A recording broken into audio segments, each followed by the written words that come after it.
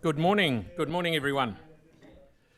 And morning. welcome to the 7th of April Draft Annual Plan 26-27 hearing. We have no apologies for today. Any declarations of interest, please don't hesitate to open your mouth and let us know. So the first up, we got Federated Farmers on New Zealand. Hemi's here in person, and we have Bex and Pam online, I believe. There they go. Good as gold. So fire away, Hemi. The floor is yours. I'll get started, Hemi. Okay. Kia ora koutou, everyone. My name is Bex Green and I'm the North Canterbury Provincial President for Federated Farmers. Thank you for letting us speak today. Across the North Canterbury Province, Federated Farmers represents over 1,000 farming members, including 115 members within the Christchurch district and 39 farming operations on Banks Peninsula. Our key concern today is ensuring annual rates increases do not place unnecessary pressure on rural communities. Firstly, we would like to see clearer communication around the rates increases affecting rural ratepayers. While the consultation document highlights an average rates increase of 7.96% and an average household increase of 7.4%, the remote rural increase is higher at around 8%. And this is not clearly reflected in the headline figures. We also note that rates revenue is planned to increase from $837 million to $912 million, while operational spending has risen beyond what was forecast in the long-term plan. Federated Farmers believes expenditure and the associated rates increases should remain closer to the inflation target rate of 1 to 3%, or at least be communicated with greater transparency. We also believe the uniform annual general charge should be increased to the legislative maximum of 30%, ensuring that all ratepayers contribute fairly to the core costs of governance and roading. And at the same time, Federated Farmers supports the continuation of the rural differential, recognising that remote rural properties receive less access to council services than urban areas. I'd now like to pass on to Pam Richardson, who is a farmer and resident in Banks Peninsula, who will cover our key proposals. So, good morning. One of the key proposals is that I'd like to bring to the table is the Canterbury Biodiversity Strategy. And I wasn't actually part of the main discussion around this. I was of the earlier one, but not of this one. But I just want to point out a few things that the provincial officers have pointed out, that it frames agriculture as an inherent threat to biodiversity. It targets areas of production farmland which has been cultivated for centuries as areas of highly valuable Indigenous biodiversity, potentially restricting land use. And it does not give effect to the private property rights. For example, the strategy directs councils to implement an interconnected network of protected areas and Indigenous biodiversity corridors at a landscape scale. And Federated Farmers cannot support this, and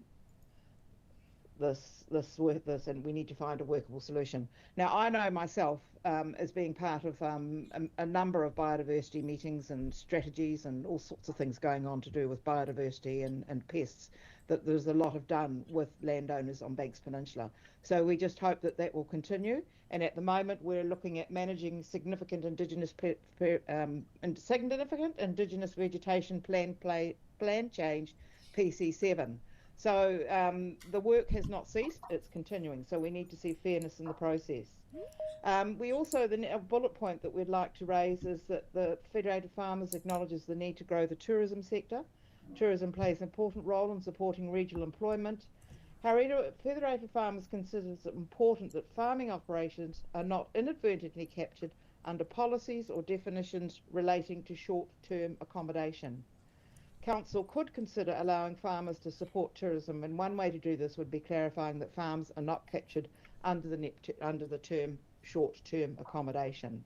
A number of us farms across Banks Peninsula today have this to supplement their income to ensure that we're viable. Federated Farmers supports the proposed increase to the Environmental Protections Fund by $300,000. Now, we appreciate those opportunities to get together. Federated Farmers support the proposal to provide 7.12 million in funding for the contestable community grants in 26-27, and we can encourage council to continue to protecting on-farm biodiversity through the Banks Peninsula Conservation Trust and Pest Free Banks Peninsula. They're all community-led projects. I'm involved with all of them, and I just encourage you all to continue with that support. We're also dealing with feral pigs at the moment. We also support the ongoing proposal to continue funding the Climate Resilience Fund, including maintain that at 0.25% rate increase from July 25. And we also propose to continue applying additional each year to the long-term plan as you've originally attended. So we support this and think it's a good idea to continue to build resilience into the roading, our water supply, and our energy supplies. So we're not opposed to continued investment in biodiversity initiatives that protect our valuable Indigenous biodiversity features, but we just want to make sure that it's spent wisely and in the right places. We also support proposal to dispose of council-owned property that's no longer required for its original purpose. Now, I wanted to add a couple of extra things that are not in our submission.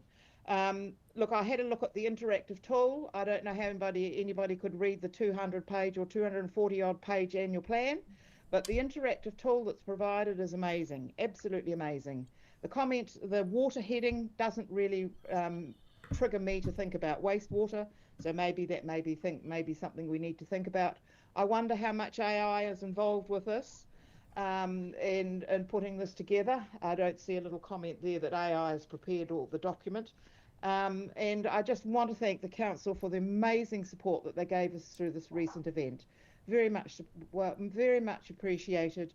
The contractors were amazing and everybody pulled together. We have a few issues that we need to work through, but we'll do that.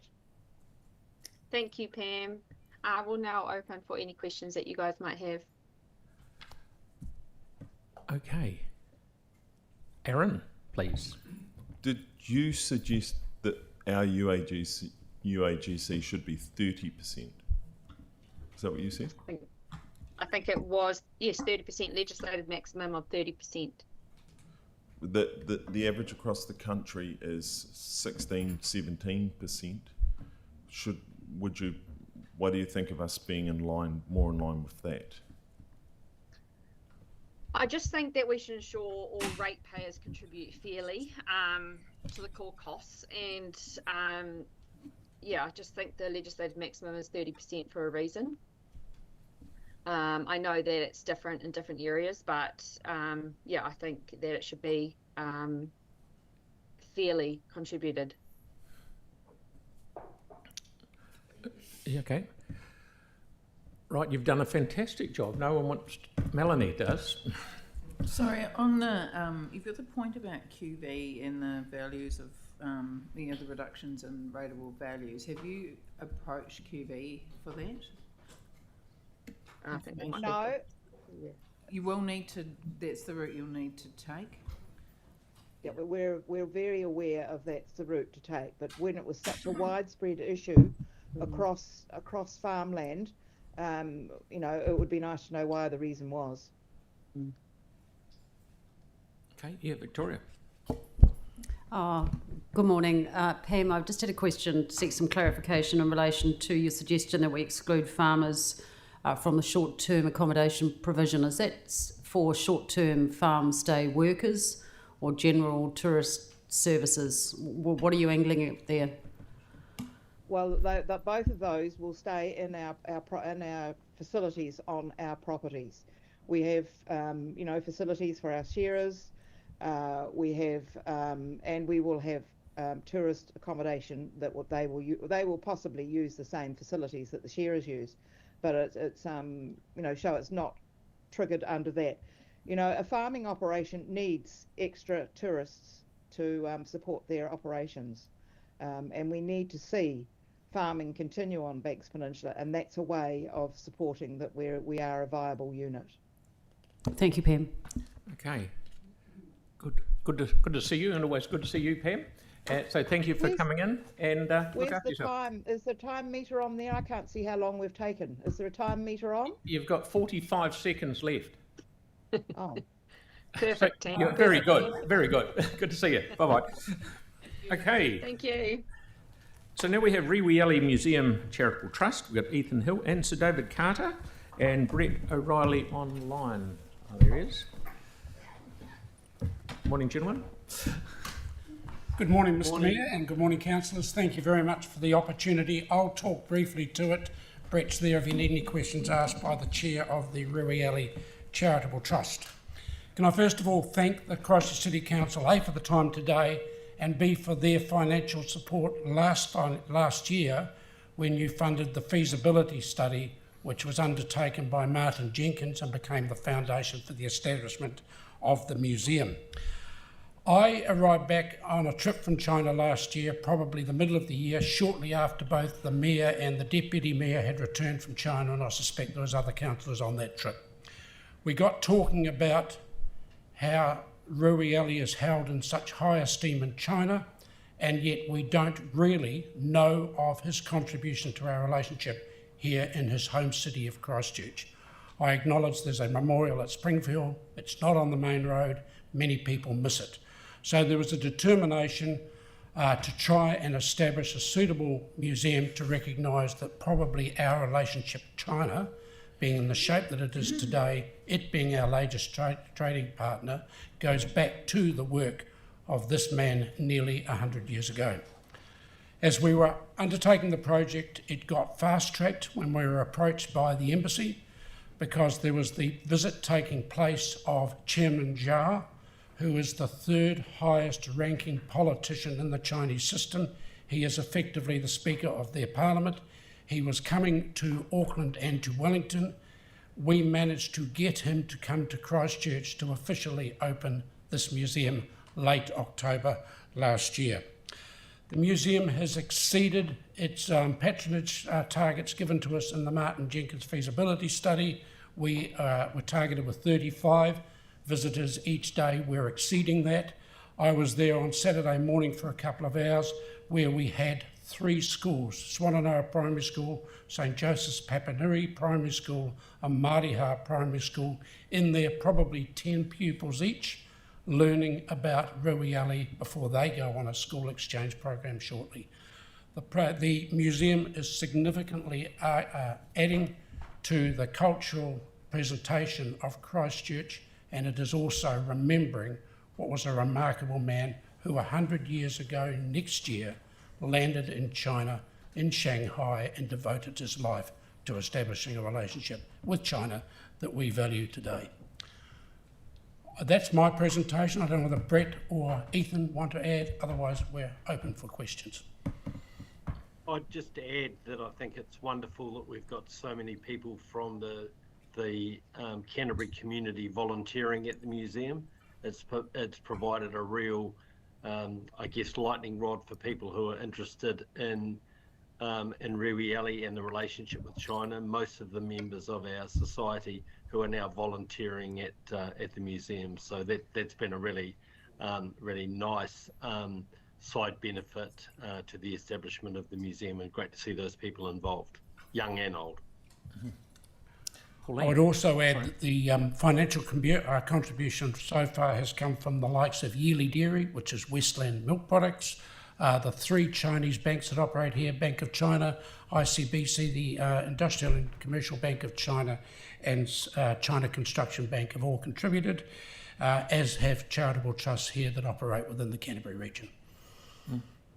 Thank you, David. And one of the things you did right, the Deputy Mayor and I were over in China, and I came back absolutely embarrassed that here is someone who did so much, just born down the road and went to school right across the road, only 100 metres from where we're sitting at the moment, and it was absolutely nothing. So all credit to what you guys and the Chinese consulate have pulled together, and it's very good and very well worth going to. Victoria. Thank you, David and team. Can you tell us where the museum sits in the wider museum ecosystem in Christchurch and what opportunities there are for partnership with the museum, other museums, but also the educational institutes and the university? We're working very closely with Canterbury Museum. At this stage, they have a huge repository of artefacts, valuable artefacts that Rewieli actually brought back into Christchurch. we're looking to work with the museum and to find a way to get some of those exhibits out of storage and actually be part of the museum content. Discussions are ongoing with the museum. Of course, they're closed now for another year or two, I suspect. That makes it even more important that there's an opportunity to visit the Rui Alley Museum. And how about the curator program that's being run through University of Canterbury? Is there any conversations going on there? It's work in progress. This thing really got a head of steam because of the visit of Chairman Zhao. We're working pretty hard to keep these other relationships going. It's important that it becomes a connection to University of Canterbury, particularly for those students studying Mandarin. I think a bigger opportunity is us connecting with all the schools of Christchurch and letting them come in and have projects within the museum. It was fascinating to see these young kids who you might have expected to get a bit bored spending 2 hours in that museum. They did not. They went around and studied it with intent. Thank you, David, and congratulations to you. I know you put a lot of work into this. Thank you. Yeah, and I've just written down, David, move the Rui Alley bust that we talked about the other day. I expected your loader down there yesterday. Yeah. I'm all over it, mate. It will happen. What can possibly go wrong? Okay. Thank you so much. Oh, sorry, Pauline. Yes. Time, yeah. Hey, look, thank you for coming in. How long has it been open, the museum there? It opened on the 27th, from memory, 27th of October. Last year. It's opening from 10 o'clock to 3 o'clock every day. We have 1 or 2 paid staff that come in during the week. Most of it's been run by volunteers. We're looking to extend those hours as soon as we've got the manpower to do it. Right. So, and you're asking for, you're going to ask for 40,000 Yes, for we are. OPEX money. So you haven't had that funding previously? We had your funding for the feasibility study last year. Yep. From memory, that was 25,000. We've had no funding from the council for the museum. That's what we're asking for today. Right, okay, thank you. Thanks, I Pauline. think your submission might have said 11 a.m. till 3 p.m. We'll just check that though. But you're saying 10 till 3. It's open 10 till 3. It's open 10 till 3 at the moment. Have Yep. to come down and have a look. Thank you. I'd love to It's see. very well Right. worth it. Yep, Sam. Yeah, I was just going to suggest that. I wonder if we make it as an action to actually see if we can get everyone down there, maybe for half an hour at a lunch break or something, or an hour at a lunch break, because I think it's given it so close. And also, I guess we as a council enabled that building to be redeveloped as well, so we got on at a fraction of the price as well. The only question I had, and it's great what you guys are doing, it's awesome, is you talked about the contribution, but then and what you're saying is you've actually got a lot of other sponsors as well. So I imagine some of that will be tagged towards rent and things like that. So this is more to keep the doors open with some staff as well. Is that what you're sort of saying? The first rental payment was covered by a charitable trust here in Christchurch, and I intend to go back to them, and I think I'll be successful in getting next year's rent covered. So it's just the general operation of it, of the museum that we're looking for, operating costs. Okay. I mean, we should probably take an action just around whether we could use some surplus or something to get it, maybe something this year, and then it gets fed into the LTP would probably be the easiest way, given we've got, that might be a good action if we could take that. Thank you. Yanni, please. Thank you. Yeah, thank you. Sorry, I just wanted to just get some clarification. Have you applied to the Strengthening Communities Fund, or are you applying through the annual plan? Yeah, through the annual plan, we wanted to take this opportunity to effectively get in front of council, share with you what you've been doing, and make an application that way. But obviously, we'll take guidance on the right way to do that. So I don't know if staff can give some advice around it going into strengthening communities to be weighed up. That's generally what we would do. And I know in your submission, thank you, you acknowledged the importance of that strengthening communities fund. Sorry. I was just the point I was making is it might be easy, given it's the first year, to just tag something out of surplus, then not have something baked in until we deal with it in the LTP, and then we can get that advice. Yeah, but we can take that away. Yeah. Okay. Cool. And Mel, please. Sorry, this isn't a question, but I was just checking what the new visitor pods will be at the museum when it's rebuilt, and there is one specifically dedicated to Rui Alley at the new museum. Fantastic. Okay, good. Mel? I just a statement. Sorry, that's right. Yeah. Yeah. Very good to see you, gentlemen. Thank you for coming in. Thank you for your time. And anyone, it Thanks is very much. well worth going. Certainly well worth going. Right. Okay, so we're actually, I can't believe we're actually ahead of time. It's fantastic.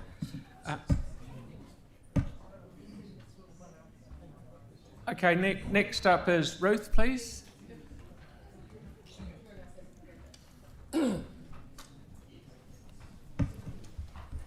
Hello. Hi, Tyrone. So you can see what retired members of Parliament do now with their spare time. There's probably more on the list as well. So. Oh, are you starting a museum? Pardon? Are you starting a museum as well?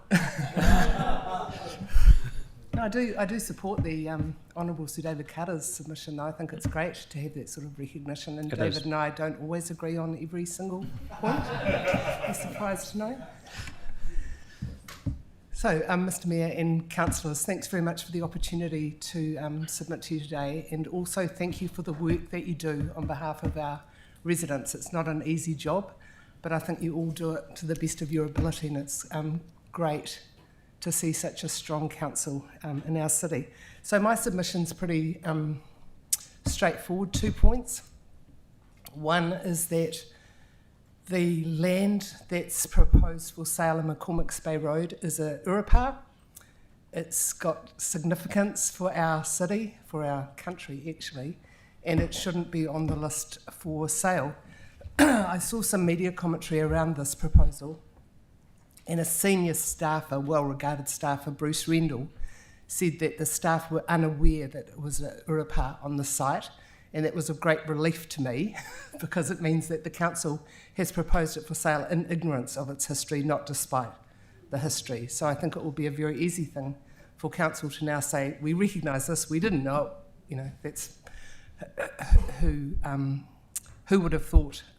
Anyway, that should come off the list for that reason. It's really significant. The second point that I want to make is in regard to the other museum that we have, not the Riwi Alley Museum, the other museum, which is called the Canterbury Museum.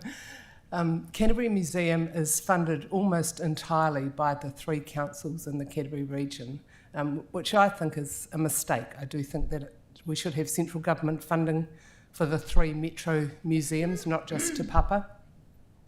I can't make that point to you, expecting you to get it done, but you know, if you're in chats with the ministers, I think it's worth raising that. The 3 metro museums are all dependent on ratepayer funding. Canterbury Museum is the second biggest tourist attraction in our region, second only to Botanic Gardens. It's an embarrassment to not have it completed. And if it's pushed out beyond the proposed completion date of 2029, it will cost $7 million a year. So what I'm suggesting is that you do the quick and basic maths and say that's only 4 years' money. Put up $30 million now. I think a grant would be the most appropriate thing, given that it is ratepayer money that you'd be asking for it to be paid back from. Though the museum is proposing an overseas visitors fee for entrance from now on, I think that's a really good move. I don't think we should charge New Zealanders for going there, you know, including Auckland as New Zealanders. I think we should just charge overseas visitors. It's part of our culture to have free access to libraries and art galleries and museums, and I don't think we should change that. But it is possible for the museum to repay some money. I think it would be just more straightforward, cleaner, quicker, more cost-effective to say, here's the money, get on with it. Can I, how many, I've got a minute left, minute 54. Right. Can I just make one other point, which isn't in my submission, but sort of seizing the opportunity now that you're all here, is to, hey Tim, is to say that I'm pretty sure from media commentary that the stadium was built within budget and on time. Is that right? Yes. Mm-hmm. How did they do that and no one else can? So I put that as a challenge to the council. Sam, your committee could take it up as a little project and say, what did they do right that nobody else is doing? Or was it just a fluke? It's quite a big project. It's quite a big building. So how did they manage to do that on time and within budget when nobody else seems able to do it?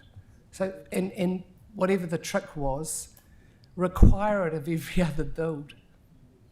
I just think we could save heaps of money and heaps of frustration every day. We see cost blowout on this, cost blowout on that, and everyone goes, oh. Not again. So get it fixed. That's it. Okay, Tim, you have a question. Yeah. Look, Ruth, and thank you very much, welcome, and thank you very much for noting that, because not only is it that building that we built, but the main library and a number of others have all been on time and under budget. Okay. And the health and safety record is outstanding as well. So I just sort of throw that in while the media's listening. Might be positive. So Turanga was on time and on budget as well. Wow, that's, yeah. Yep. Okay, get that project manager. And the South Library is at the moment as well. Can't wait for that to be reopened. It's great. Yeah. Yeah. If I get an invite, Tim, hint. Okay, that's fantastic. I might know somebody. And thank you for bringing up about the land in McCormick's Bay too, please. That's very important. So, thank you very much for coming in. Thank you. Good on you. Good to luck. see you. Okay, Tilly, please.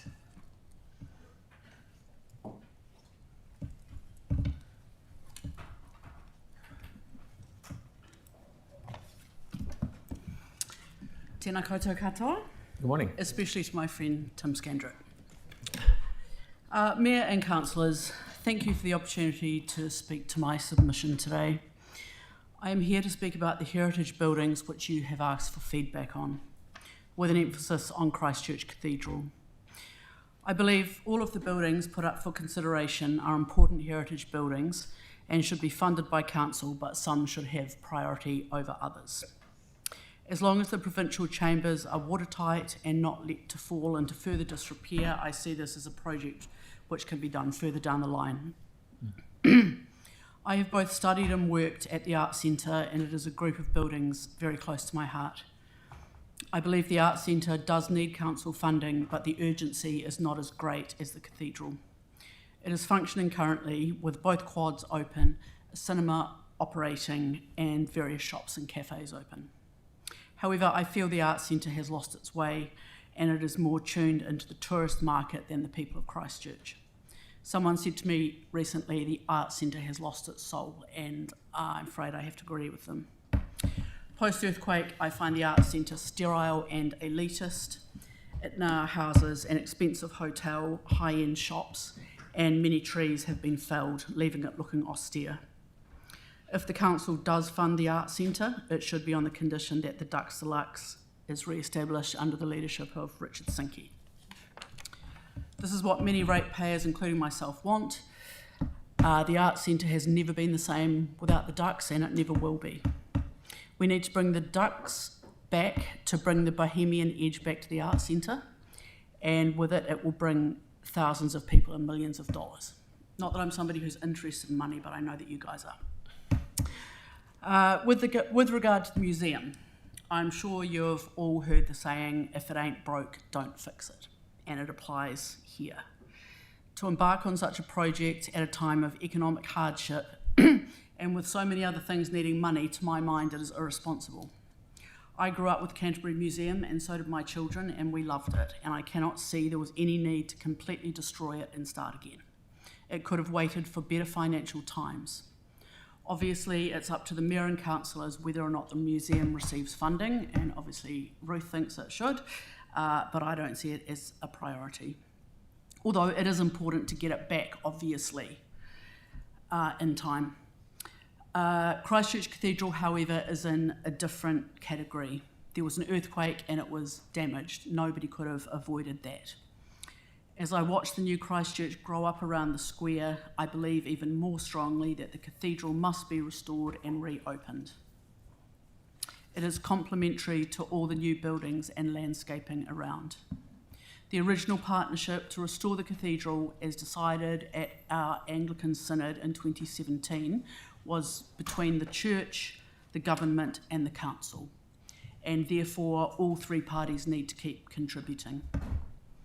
As an Anglican who has always supported the restoration, I am extremely disappointed that the budget blowout has occurred, and I believe that is partially because what was decided at Synod was not stuck to, i.e. that it should have been done in 3 stages, not attempted all at once. And I think the fact that we've run out of money is a disaster and an embarrassment, but we've got to keep going. We are halfway there. Millions have been spent, and we have to keep going. There is no other way but forward. Having the cathedral open can only bring advantages to the city. Cathedral Square can regenerate. It will be a major tourist attraction. Worship and liturgy will come back to the cathedral church that we love. It will be a sanctuary and haven for all the people, Cantabrians and visitors. In the past, the cathedral has not only functioned as a church, but as a place for debates, conferences, concerts, seminars, and festivals. It is worth saving for its architecture alone. Going forward, it will be a place of joy, of hope, and of healing. The payback to the city will be far in excess of the funds received. So I urge you to put as much money as possible into this project. Ratepayers have given $453 million to the stadium, and many residents of Christchurch will not be able to afford the tickets to attend events there. What we are asking is a fraction of this amount. This building is accessible, it's open, and it's free to all. We are Cantabrians, we are not quitters. The cathedral project must be funded by the council, and in doing so, let us honour the 185 people who lost their lives on 22nd of February 2011. Let it be a memorial to them. Thank you for your time. Okay, thank you. Any questions? Yeah. Yeah, just quickly, we had a submission from the Arts Centre on taking some of the money we've got set aside for the provincial chambers, taking the 10 million of that 19 million that's meant to be sitting in the budget and using it to finish off the Ducks buildings and get them open for trade. What's your thoughts on that as a suggestion? would So agree. it doesn't change the rates this year, in theory? Yeah, I would agree. Because I mean, I love the provincial chambers, it's a beautiful building, but it doesn't have the same role in the city in 100%. terms of the amount of people who access it. But I mean, hopefully when you say the Ducks, you mean the Ducks, you don't mean another Well, they're talking a franchise different going in operator. there. They're talking Castles Group, which is boutique brewery, which do live music as well. But Yeah. it would have to have the same vibe, as you stated. The- Well, one would hope so, but I think for those of us who have dwelt in it since the 1980s, it's never going to be the Ducks unless it's the Ducks. Right. You must have been going underage. Oh, thank you for the compliment. Okay. Thank you so much for Yep. that submission. It was very good. Thank you. Okay, thank you. Now, ladies and gents, we're running a whisker ahead of time, so we have 5 minutes and let people catch up with us. Okay? Thank you.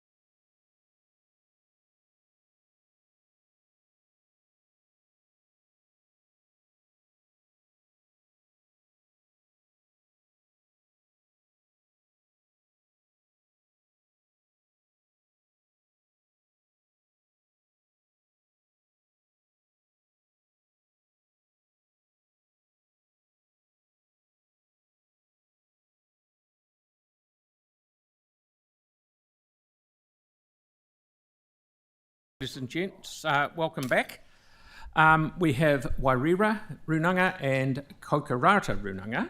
We've got Matui, Apo online and Henare online. So welcome to, oh sorry, there's another one. Welcome to you all. Kia ora. No reira. Tēnei te ruru te kaukau nei ki hai mahiti hiti ki hai mā raka raka ko te ūpoko nui o te ruru. Tere kau hepo, hepo, he ao, ka awa te a tihei mauri ora. E ka mana e ka reo, e ka raka raka maha o te ao, tēnā koutou katoa. Ka tū mai ahau, me te tui hone anō, kia koutou, hai mana o ka runaka o Wairua, kaukau rarata. He iti ake o tira, he iti ake te nui o ka papatipu runaka o Ngāi Tahu, tihei mauri ora. Our rakatirataka within the Ngāi Tahu takiwā is not a new claim. It sits firmly in Article 2 of Te Tiriti o Waitangi. It's upheld in the Runanga o Ngāi Tahu Act of 1996, in the 1997 Deed of Settlement, and in the Ngāi Tahu Claim Settlement of 1998. The kaupapa whakakotahi of our charter and kawinata make clear that the tino rakatirataka of Ngāi Tahu resides with our papatipu as foundational voices. For Wairua, our takiwā centres on Te Roto o Wairua, Lake Forsyth. The lake, its catchment, the surrounding hills, and the coast that connects us to our whanauka at Kokorarata, Onuku, Rapaki and Taumatu. My whananga will later kōrero on the Kokorarata takiwā and the concerns of his runaka. We remind the Chamber of the binding commitments made to us by the Crown in the 1998 whakapaha apology and the tauraka promise. We want to walk that promise into reality, and we want to do it with this kaunihira, this council, through a genuine te tiriti-based partnership that embeds our rakatirataka and supports shared governance and shared direction setting. As mana whenua, we uphold our authority within our own takiwā, but this isn't just about standing firm, it's about building enduring relationships, mō ka uri, for our descendants. And we seek to further build that enduring relationship with the council that gives practical effect to that authority. What does this mean in real terms? It means moving beyond the current position of consultation, not just being asked for comment after decisions have already taken shape. It means genuine, sustained partnership at the governance level in decision making and on the ground where the mahi takes place. We want to acknowledge and thank the kaunihira for the positive partnership approaches we've seen to date, including through Te Hononga and other committees and kaupapa that stretch right throughout our takiwā and through Waitaha, through the whole of Canterbury. Those steps really matter, but we always feel that improvement must continue. How are we to ensure that there's no backward steps in this time of change in te ao huri, year on year in this relationship? Under the Local Government Act, the Council has a clear responsibility to maintain and improve opportunities for our runaka to participate in the decision-making process. So we're asking for two specific things. Firstly, we collectively request a quarterly mana-to-mana meeting between the Mayor and our two chairs. Kanuhi ki te kanuhi, face-to-face, with no layers in between, especially in this period leading up to the next long-term plan. It's really critical for us. Secondly, to make those meetings meaningful, the current year annual plan must allocate sufficient time and resources for this mana-to-mana engagement throughout the development of this long-term plan, 2027 to 2037. We think we need a renewed memorandum of understanding, setting out the who, how and when, supported by an annual partnership action plan, and we request an annual contribution to support that action plan. Wai Māori, freshwater health, that's of central concern to us, and we know with this kaunihira too, with the Three Waters infrastructure, being paramount importance to Ngāi Tahu, but also to the broader Hapori community. We expect the Council to prioritise their protection and long-term investment in improving the state of our Wai Māori and our takiwā. We believe a joint council-controlled organisation for water services offers the strongest long-term outcomes for all of our hapori, our community. And we support the council partnering with other territorial authorities, water service entities across the Ngāi Tahu wā for the benefit of everyone. So we're really seeking active involvement in this at both the governance and technical levels in the development of council water services strategy, again for that long-term plan. For both our rūnaka, this means looking at new partnerships in the development of critical water infrastructure, from securing clean water supply for our entire hapori to building critical infrastructure for flood mitigation and wastewater, as we know we are currently doing. At Wairewa, we have already made significant moves towards addressing lake openings and our roto through our Ocean Connection Ko Awa proposal that were presented in this very house. Furthermore, we also have a specific long-standing claim around the return of the vestment lands on the shores of Te Roto o Wairewa, formerly part of the Māori Reserve at Wairewa. This has been a very long negotiation for us with the Konihira, and we really wish to progress this matter this current year. Moving to spatial planning and infrastructure, this must be meaningfully reflect our rūnanga priorities. That means giving practical expression to our rakatirataka and our kaitiakitaka responsibilities through the recognition and protection of our cultural landscapes, the enhancement of te taio and articulation of our aspirations, including for papakainga for our own Māori housing. We cannot really do that from the outside looking in, so we request to be at the table for spatial planning workshops and decision-making processes, not as observers, but as partners. At Wairewa, in light of the last 3 emergency responses to floods experienced just over the last 18 months, these kind of 1 in 50-year events that happen more frequently, we also wish to help to lead a co-development of an emergency response hub in Little River and in other parts of our hapori, and involving our marae, our other grounds, but including potential CCC land that could be put for disposal for these sorts of purposes. Flooding events are likely to occur at greater frequency, and we wish to be integral in building more robust emergency response infrastructure. We want to be at its centre. As a strategic partner, we also seek to support the appointment of capable governors and decision-making makers across the council's work streams. Our kaitiakitaka responsibilities and Te Ao Māori perspectives are not a threat to good processes, they strengthen and safeguard it. So we request representation and appointment panels for governance and board appointments, including for these CCO structures that we're suggesting and other strategic decision-making roles. If we're partners in principle, we should be partners in selecting the people who will lead in those processes. Finally, there's procurement. It's a key mechanism which partnerships can be made real. New procurement models create meaningful pathways for local businesses to contribute to the well-being of the community and delivering high-quality services, and for us that's no different in the rūnanga space. But to get there, we need to look at the system itself. So we seek full participation, a review of the council's procurement policy for this long-term plan. So let us work with you to design a system that reflects this partnership, not just about price. So in conclusion, we request that the council's annual plan make provision for 6 clear items. There's firstly the quarterly mana-to-mana meetings with the mayor and our chairs, a new annual strategic partnership contribution to both rūnanga for really development of that longer term plan, and our participation in the development of a water council-run water services strategy. A resolution of the long-standing request for the return of our vestment lands of Te Roto o Wairewa, and our representation on appointment panels for governance in these CCO roles. And finally, a full review of the council's procurement policy with our active participation.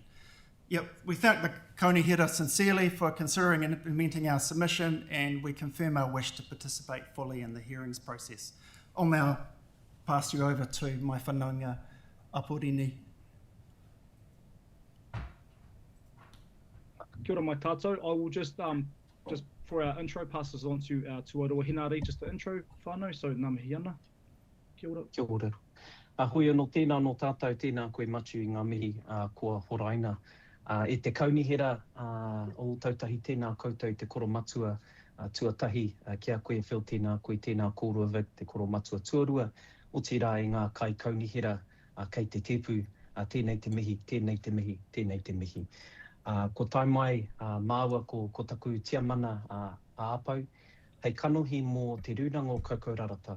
Nō reira huri tēnā koutou, ka te kia ora mai rā tātou katoa. Kia koe te tiamana. Tēnā koe i mihi ana Hinari, i mihi ana matu. Tēnā koutou katoa i te koro matua, ngā karaunahera i ngā kaimahi o te karaunahera. Ko āpau ahau, tiamana o te runanga o Kakourarata, kei te taha hoki au e tapu hoa e Hinari, tiamana tuarua o Kakourarata. We are representing the people of Kati Huikai today through Te Pātaka, along with our whanaunga and our cousins o Mako me Te Rupuaki, Machu. So kia ora, we speak to you today manata mana. Thank you for the opportunity to be here. While we are here today, it's just, we're here just to, and the kaupapa that brings about today is protecting our whānau and our communities, caring for our whenua and our waterways, and improving how council works with mana whenua in practice. These are real practical projects. Some already have support from our partners, and what we need is clear commitment from CCC today whānau as pono partners. Our first part of our agenda is the drinking water, but I will revert back to our kaitiaki in that spot, which is Hinari. So he'll close us off with the drinking water today. So I'll just jump down my agenda items, which is our the stream flood mitigation. We have 7 Katihuikai whānau properties that are affected by flooding each year, and this direct impacts on home safety and well-beings. Environment Canterbury has already provided some funding. However, delays in the project due to the Paro culvert works have increased the cost of completing the remaining work. Environment Canterbury has been clear that they're willing to provide additional funding if other partners are coming to the table, in particular CCC, for contributions. The remaining work includes stream deepening and shaping, fencing, and riparian protection. Now, we acknowledge CCC support through the allocations of planting and trees, so I really appreciate that, and mihi ana. What we asked is just a longer lens version of what a partnership could look like to complete the project and protect our whānau. The third part of our agenda for Kakourarata is our mana whenua capacity and emergency readiness. We have worked in with CDEM, the mana whenua liaison role committed by the CDEM. It strengthens our emergency responses and communications. So instead of being responsive when floods and critical events happen, we can actually just be prepared and meet it at the end. So that just requires some dedication from from everyone to make sure that it comes into fruition. Another role that would suit Te Pātaka o Rākai Hautu and help us ease the load for our end of the partnership is a Taiao Ranger role. That is supported by the CCC Parks and Reserves. ECAM may be supportive at this stage. Again, I'm just going to speak to you today, and that will provide ongoing care for Taiao waterways and reserves. A big ask, I suppose, is just secure a long-term partnership for both of these roles so that we can actually be at the ready when these are happening. These Papatua Nuku and Ranginua are getting louder and louder each year, and I would love to make sure that all parties on Pātaka are safe. You know, when the raru from our atua start to get louder and louder. I suppose, in summary, we're just looking to be pono partners. This is something that's been ongoing and enduring for my people for a long time, typically in paper since 1909. And we just want to make sure that our grandkids and that your future succession plans are not having to have these same conversations, that we can actually get this over the line together. So looking together is, and I'll pass it on to Hinari, but I'll close up my end, is just that we are asking the council to stand with both Kokorarata and Wairewa, two runaka that have been heavily marginalised, and ways that are visible, practical and meaningful. As part of this, we would welcome the opportunity for the chairs of both our runaka, Ngāti Mako and Ngāti Huikai, te runaka o Kokorarata and Wairewa, to meet directly with the Mayor, as mentioned by my whanaunga, just so we can make sure that we are at the table with these decisions and not an afterthought, and continue this kōrero mana to mana. And it's about turning intention into action for the well-being of our whānau and our communities and our taio. Anyway, with that being said, ngā mihi nui ki a koutou katoa. I'll pass this over to my cousin. Kia ora, thank you for listening to me today. Kia ora tātou. As inheritors of the governance on behalf of our whānau who have chosen us to represent them, it's our pleasure to be here today. My name is Henare Te Aika Puanaki. I'm the Deputy Chair. I'm privileged to be in this capacity meeting with you today, and just want to shout out to Victoria. Lovely to see you, and a nice memory lane. I walked down memory lane from our Te Runa o Ngaitahu days. It's really hard to add anything more valuable on top of what Matiu has premised for the kōrero today. So we'll keep it short. Kokorarata, in our capacity challenges, we're both governance and operators. And so we get to talk with CCC at all levels, from yourselves right down to the good people in your office who carry out the good work every day. The biggest challenge facing us, and a really good way to understand that, is there are no more tamariki living in our pā today, not at least full time. So we're not an intergenerational pā anymore at Kokorarata. We're challenged by infrastructure, broadly speaking. We're challenged by obviously the cost of fuel, which is a very sharp point today. But most concerningly, we're challenged by drinking water. We have been in conversations since 1909 on the provision of drinking water. We do not have drinking water reticulation into our pā. As a consequence, a number of our whānau have become māwiwi, unwell, as a consequence as well, because of the cost of living, because of infrastructure constraints. Whānau have moved into more convenient locations, and especially the urban centre, Christchurch. So just wanting to share with you in terms of dropping down from Matu's very strategic and salient points on partnership, that this remains an open item between our respective organisations. And what I mean by that is, a couple of councils ago, CCC, there was provision made into the long-term plan for drinking water into Kokorarata in the multi-millions. We yet to see that realise, and we'd like that to advance. We are appreciative of the good work, and I can't see Mary, but mihi nui kia koe Mary Richardson, who had met with us recently to advance that. So I won't go into the finer details because Christchurch City Council are aware, but that remains at the top of our minds. Lastly, it would be remiss of me talking about partnership, talking about whakawhanaungatanga, if we didn't afford that to the council. I have been following Facebook. There's been a number of beautiful posts of your time out at Onuku, enjoying the sun, enjoying, I think, a bit of kaimoana, and enjoying the company of our whānau of Ngai Tārewa.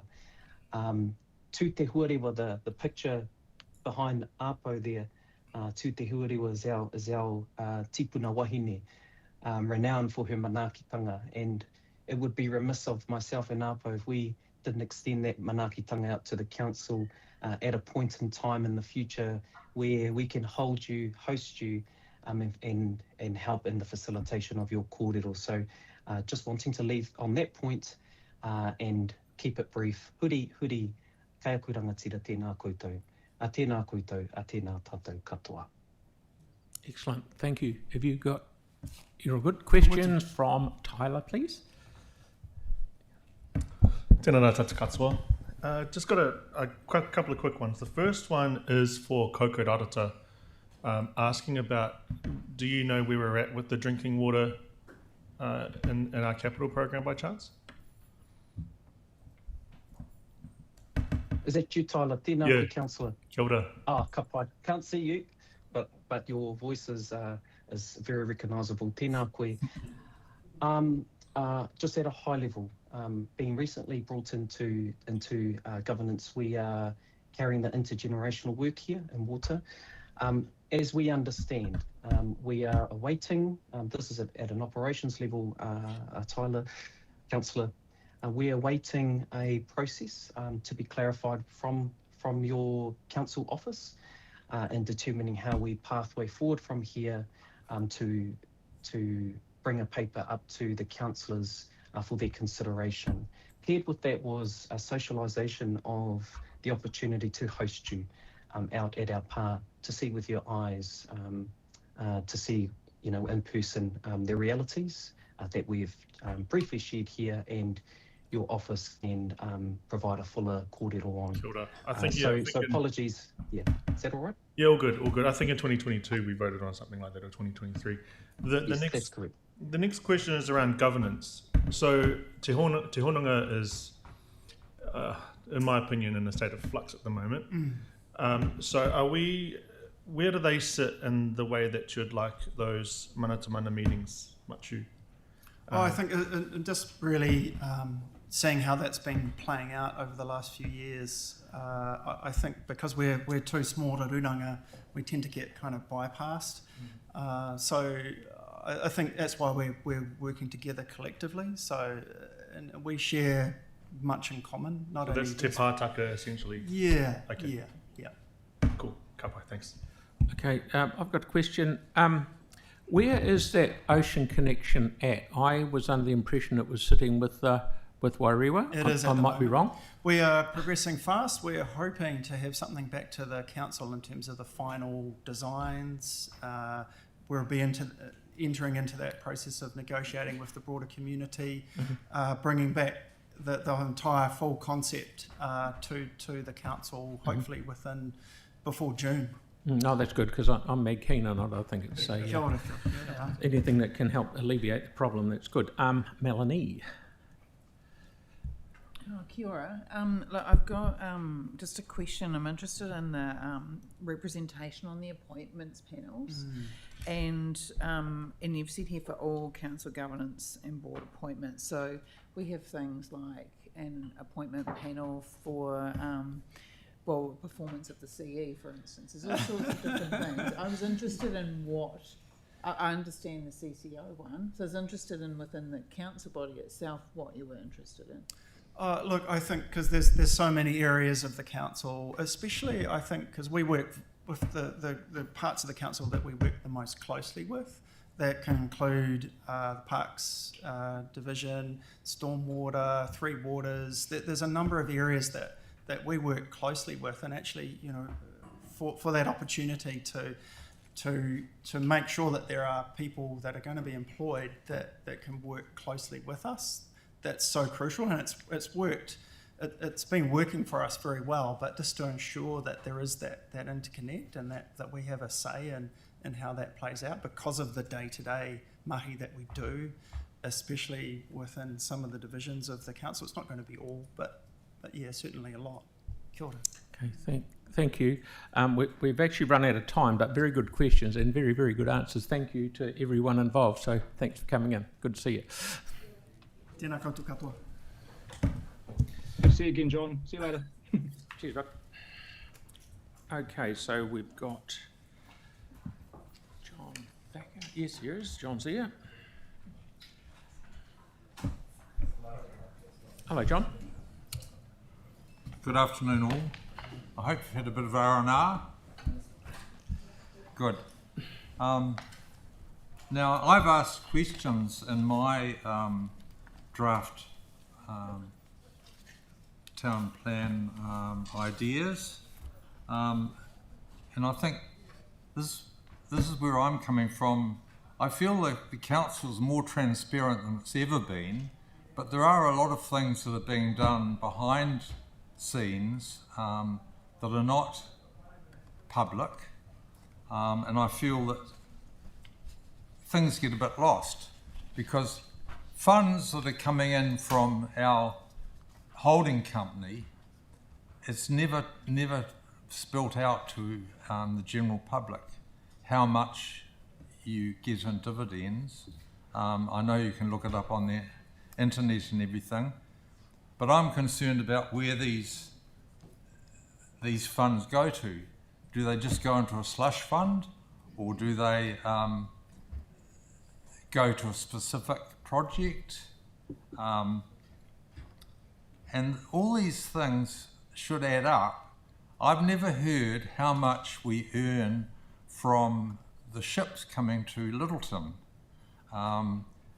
We own the port, but I've never seen any figures of how much we earn from the berthage at the port and those sort of things. So that was one of the things that I put down on here. I feel that the rates are going up and up and up, and 7.96, you know, you might as well say 8, but I think they should be down to 6, not 7.96. And the only way you're going to do it is by cutting down on certain things. The other thing is facilities that we've got in the city. It's great having Te Kaka, and it's great having the new facility, but these are going to cost a lot of money in the long term, maintenance, and I believe there are over 200 people involved in the sports centre, for instance. How much money are we going to have coming in? Is it going to make a profit? I don't think it will. I'm talking about the new stadium pool with the pools and the slide and everything. I feel that we've got high egos. I can understand where we're coming from after the earthquake and so on, but we've got to not forget what we've already got and look after that infrastructure. Our old buildings are very important because you can never bring them back. It doesn't matter how long it takes to build the cathedral. It took 35 years to build initially. So we're well on the way now.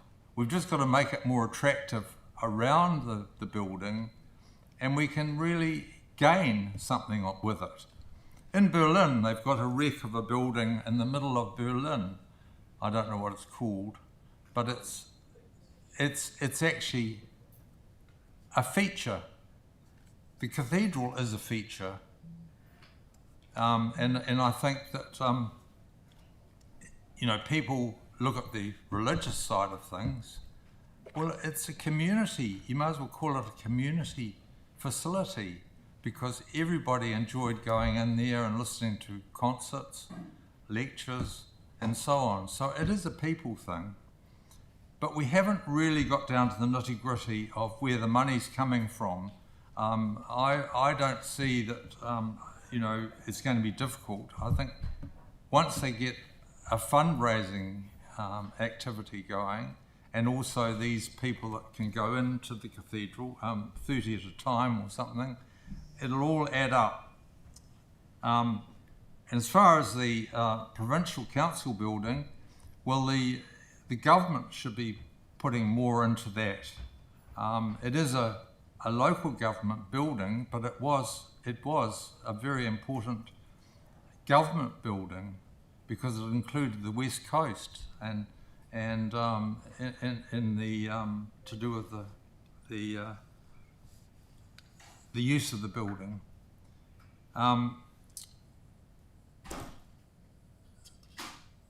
The main yeah. As far as parking goes in the city, we're going to be very short of parking, and it's always concerned me why we've engaged Wilson to look after the car parking. It's the money. Is that true or not? We don't engage them. Whoever owns the building will engage them to run it for them. Okay, okay. I think what I'm really getting at is it's not spelt out what facilities are working, and people want to know. I mean, I see with the car parking, there are about 3 different things. I think it's mainland parking and Wilson's parking and something else. And of course the gardens parking hasn't been working very well because people have used it for so long for free, they don't want to pay. And that is a bit of bone of contention, I know. Yeah. And I know the Litchfield Street car park is a bone of contention because whether you should sell it or not. No, we deboned that connection last week. How's progress, mate? Yeah, time's up, but don't. If you're close, carry on. Okay, okay. Well, I think what we've got to do is to look forward with what we've got, and not have too many new things now, because the facilities we've got are precious and we've got to look after them, and it's going to cost money. And that, having those things, the rates will never go down, they'll go up a bit. And I realise that it's a bit of a race between now and when the government come along and cap the rates. It will mean that it'll make less money available. Okay. Do we get something from Airbnb? Yes, there's moves afoot for that as we speak. Yes, not us, but through another organisation. Yes. Okay. So, okay. Yeah. So, you all good? Okay. Well, I won't go on. My time's up. Yeah. I won't go over my time. No. It's good to see a bit of new blood on the council. So power to your elbow. He's older than I am. The new blood. and it's good to see the old blood, of course. Thank you. You've got to have the old with the new. Thanks for coming in. Good on you, man. Thank you. Okay, ladies and gents, we will be back here at 1 o'clock on the dot, please, for Bree Liberty.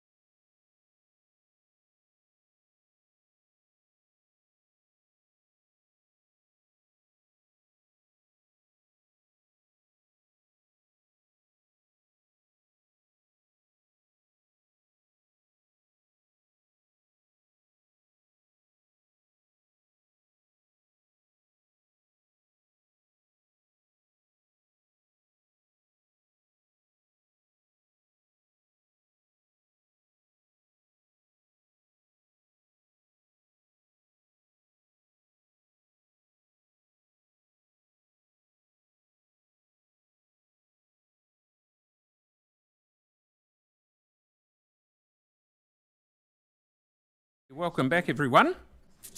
And it's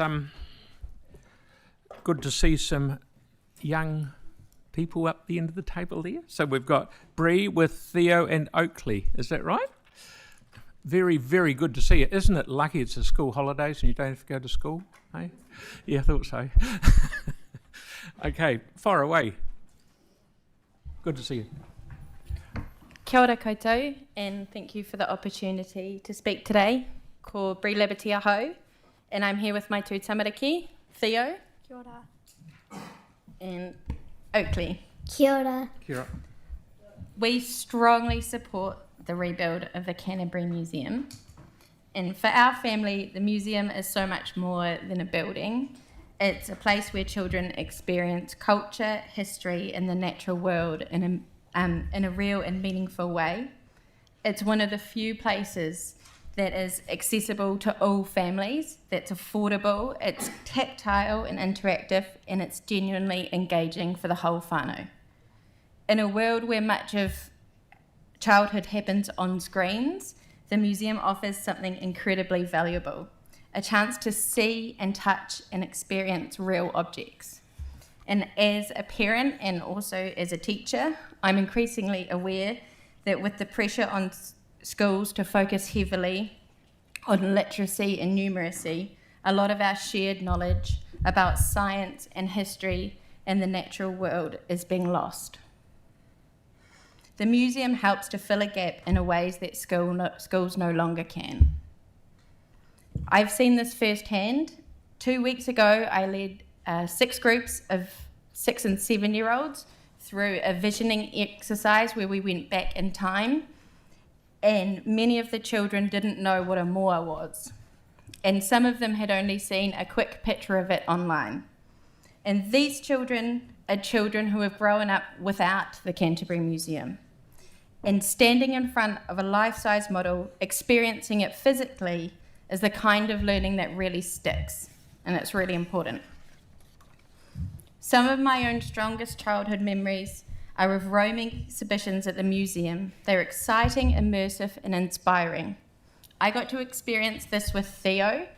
We spent many rainy days in the Discovery Room or exploring Antarctica, but unfortunately, Oaks has missed out on a lot of this.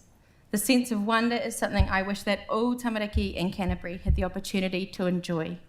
And right now, I really feel the absence of the Canterbury Museum. Kia ora, I'm Theo. My favourite part of the museum was crawling through the glowworm cave. Here are my class's memories of the museum and ideas about what to have when it was rebuilt. My whole class wants it to be rebuilt. Please, we miss it.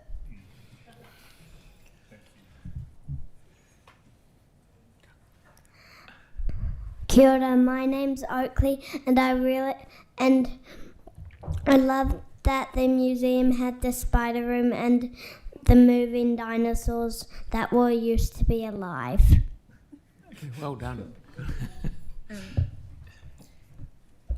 We believe that the rebuild of the Canterbury Museum is an investment in our children and in future generations. And it's about protecting a place where learning is alive, where curiosity is sparked, and where families can connect with the stories of this place in a real and lasting way. Please fund the rest of its construction. Ka mua, ka muri. We walk backwards into the future. Please rebuild our museum. Well done, well done. David, you got a question, mate? Fantastic. Look, we'll take a read through these, but I just wanted to compliment you on your coming to talk to us today. I'm unsure if you are aware or not, but there's the pop-up museum which is in the old Coca Gallery, just in Armour Street there. So if you are thirst for knowledge and things, you'll still be able to go and see some dinosaurs, etc. We are aware it's less inspiring, but what we've really made access to is the roaming museum experts who come into schools and offer those opportunities, and they've come into some of the libraries as well. So that's really valuable to keep that connection. Thank you. And Aaron, please. Yeah, so sorry, Bree, this is not for you, it's for the other two this time. But when you saw the mower, obviously pretty impressive, do you think at the new museum we should have a ride-on mower? We should? Cool, thank you. Okay, what are you going to bring your Briggs and Stratton down, eh? Okay. So good to see you, and young people, it is so good to see you. It's not scary, is it? You sit down there and it's simple. Thank you very much for coming in. Good to see you. Okay. Christchurch School of Music, Robin, please.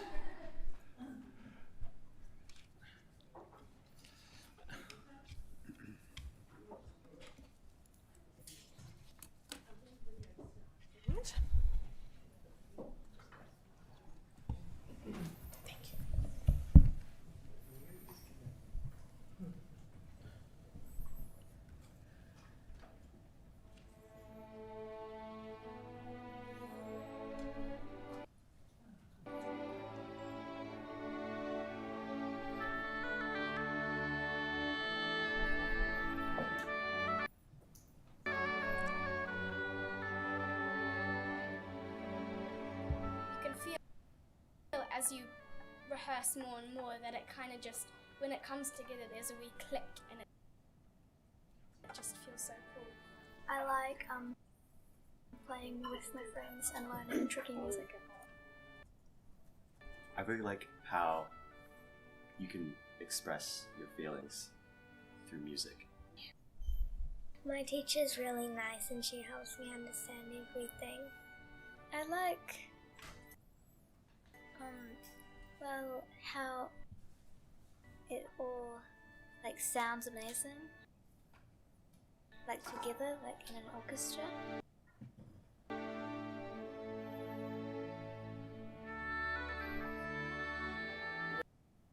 We are focused on music education at its highest levels. So we value really high quality music education. We have great teachers. We provide professional development for them, and so we have a mentoring process for them as well. So we want to offer the very best teachers that we possibly can. I think it's probably one of its most important foundation organisations in the city. We provide musicians for local orchestras, for bands, for choirs all over the city, and in fact all over New Zealand, and even more over the world.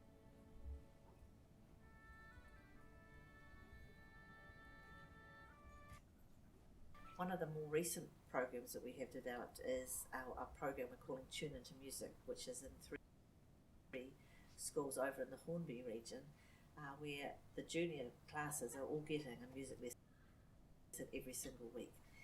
Because we believe that music education needs to be ongoing, it needs to be rich and full, not just one-off opportunities for children in the Christchurch Youth Orchestra, as it is. Hello, Mr. Mayor.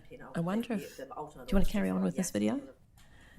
Christchurch, it's a full symphony orchestra. Do you want to carry on with your... Who's the head of music at Cashmere High, so he comes to... Yeah, I feel like that might be I think so. full. You carry on. You carry. You please do. And now it starts speaking. Okay, so I'm Robin Nuttall, called Robin Tukawingwa, and I'm the Vice President of the Christchurch School of Music, and I've been with the organisation for 14 years. It's gone red. This is Shane Tonkin, who's our treasurer. Okay, shared microphone. Good, fine. I just love a few technical difficulties. Good Yay. afternoon. My name is Shane. I'm the treasurer of the Christchurch School of Music. Yep. I'll just very briefly run through what we would like to say to you. You've got handouts. You've also had a submission. We were selected as the preferred user for the land at 128 Armour Street for the Performing Arts Precinct by the City Council. I think it was 2022.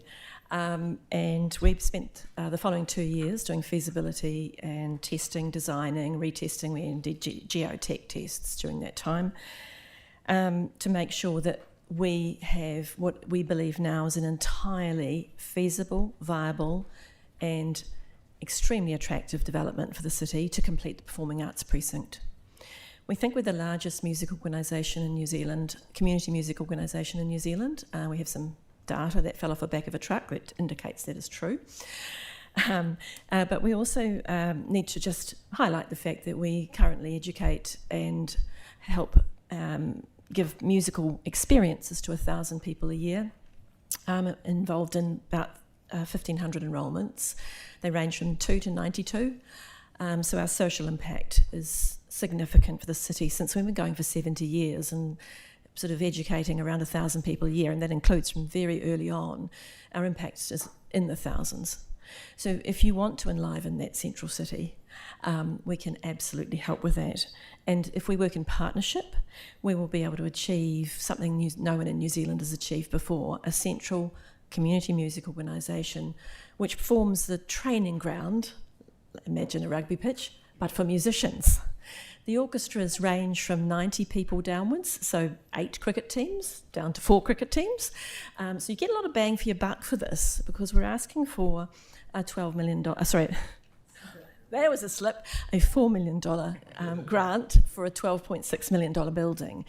We have, can't say much, but we have committed donors in the background who would be willing potentially to match that depending on the council. The council needs to blink first before we can raise the rest of that money. You need to make a commitment, then we will follow in behind. Just to finish that, what I have to say, you have in your strategy to become a cultural powerhouse of New Zealand. Because we're the largest community music organisation in the country, we can do something no other city can do, for and with you. Last thing from me, and that is music. Let's just talk quickly about music benefits. Dr. Melanie Coker probably knows this stuff. That brings social cohesion, resilience and hope to communities. It's no accident that communities with the highest number of choirs survived natural disasters more quickly. We must give an example of the Hornby schools that Celia mentioned in the video. In those schools, a child who was non-verbal for his whole life started to sing during our classes. So this is incredibly powerful for the society that we live in. It develops minds and bodies, and from preschool to also our older participants, staving off the effects of age. So there's actually a massive social benefit to this, as well as completing the rebuild, bringing life to the city. Now Shane has got some comment about viability and feasibility. Do you want to do that next? Mm-hmm. Yes, please. Yep. Yeah, so good afternoon again. Like I said, I'm the treasurer of the Christchurch School of Music, and also I'm a chartered accountant by trade. I would actually first like to start by emphasising how great this opportunity has been for the School of Music, so I thank you all for your contributions and support to date. This is a significant opportunity for our school to establish a permanent foothold here in our great city, as well as form part of the distinguished Performing Arts Precinct. It is no surprise that this is a big ask and a big undertaking for the Christchurch City Council. However, I am really confident that our school has been through thorough analysis for this special project, and we've actually involved all the right professionals to date to get us here today. The Christchurch School of Music has completed numerous feasibility studies, and we have modelled future scenarios which include a status quo trading scenario and a potential trading performance scenario as if we were in this new build at Armagh Street. Now, all these scenarios point to a stronger sustainable future for our school at Armagh Street that provides for additional capacity and accommodates for future continuous growth.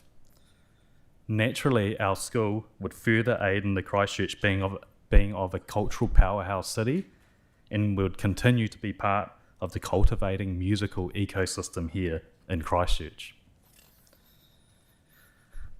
I just want to stress that we're an extremely financially responsible organisation, and this is actually evidenced by our school operating for over 70 years now.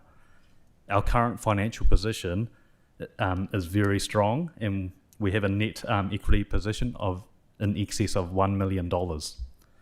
Now, the majority of this $1 million is liquid and has been invested in low-risk passive financial assets, and these have been earmarked and set aside should this project get the green light. These funds, along with our other donors and other supporters in the background, act as the foundation for this Armagh Street project and would allow us to get the project moving forward promptly. Now I wish to loop back to my opening statement on how great this opportunity this is. Realistically, we need the support of the Christchurch City Council to help us turn this opportunity into a real success that allows our school to thrive for future generations to come and be a real benefit for all Cantabrians. We are ready to push go, and all I ask of you is that you please sincerely consider this support and the special opportunity that we have in front of us. Thank you. Thank you very much. Right, we have a couple of questions because your video was a bit... Jake, please, and then Tyler, and that'll do. Thank you, Robin and Shane.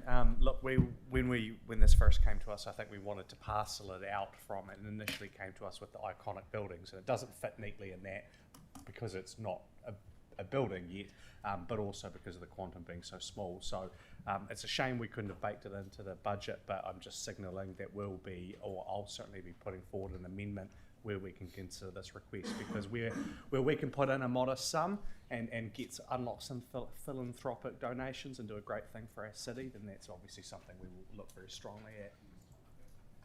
And the question is, did you know that? Any of that stuff I said? I feel very reassured and absolutely delighted this is a possibility, and our donors will be too. Tyler?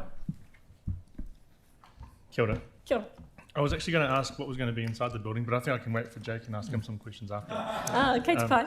But the question I've got is actually around the School of Music itself, and in terms of the instruments that are used, the diversity that you've got. Can you talk a little bit about that? I'll very briefly do that, just always looking at my music director behind here. So we teach the full set of orchestral equipment, everything. So we actually have some instruments even the symphony orchestra doesn't have, that they borrow sometimes. And we've sold the harpsichord, FYI. So it's pretty much everything. Of course, we also have rock bands and jazz bands. Every saxophone, I don't know how many sizes there are, probably 8, I don't know. Four sizes. How many recorders? 8 sizes, so every size of everything, including the little double basses that sound exactly like a double bass. They're acoustic, but the kids can play them. Okay, thank you. Paoro, just to mention also, Ngā Taonga Paoro is something that comes in and out. Okay, thank you very much, Robin, and good to see you both, and thank you for making the effort to come in. Thank you. Well done. On the dot. Okay, so we now have Margaret and Ian from Ferrymead Heritage Trust.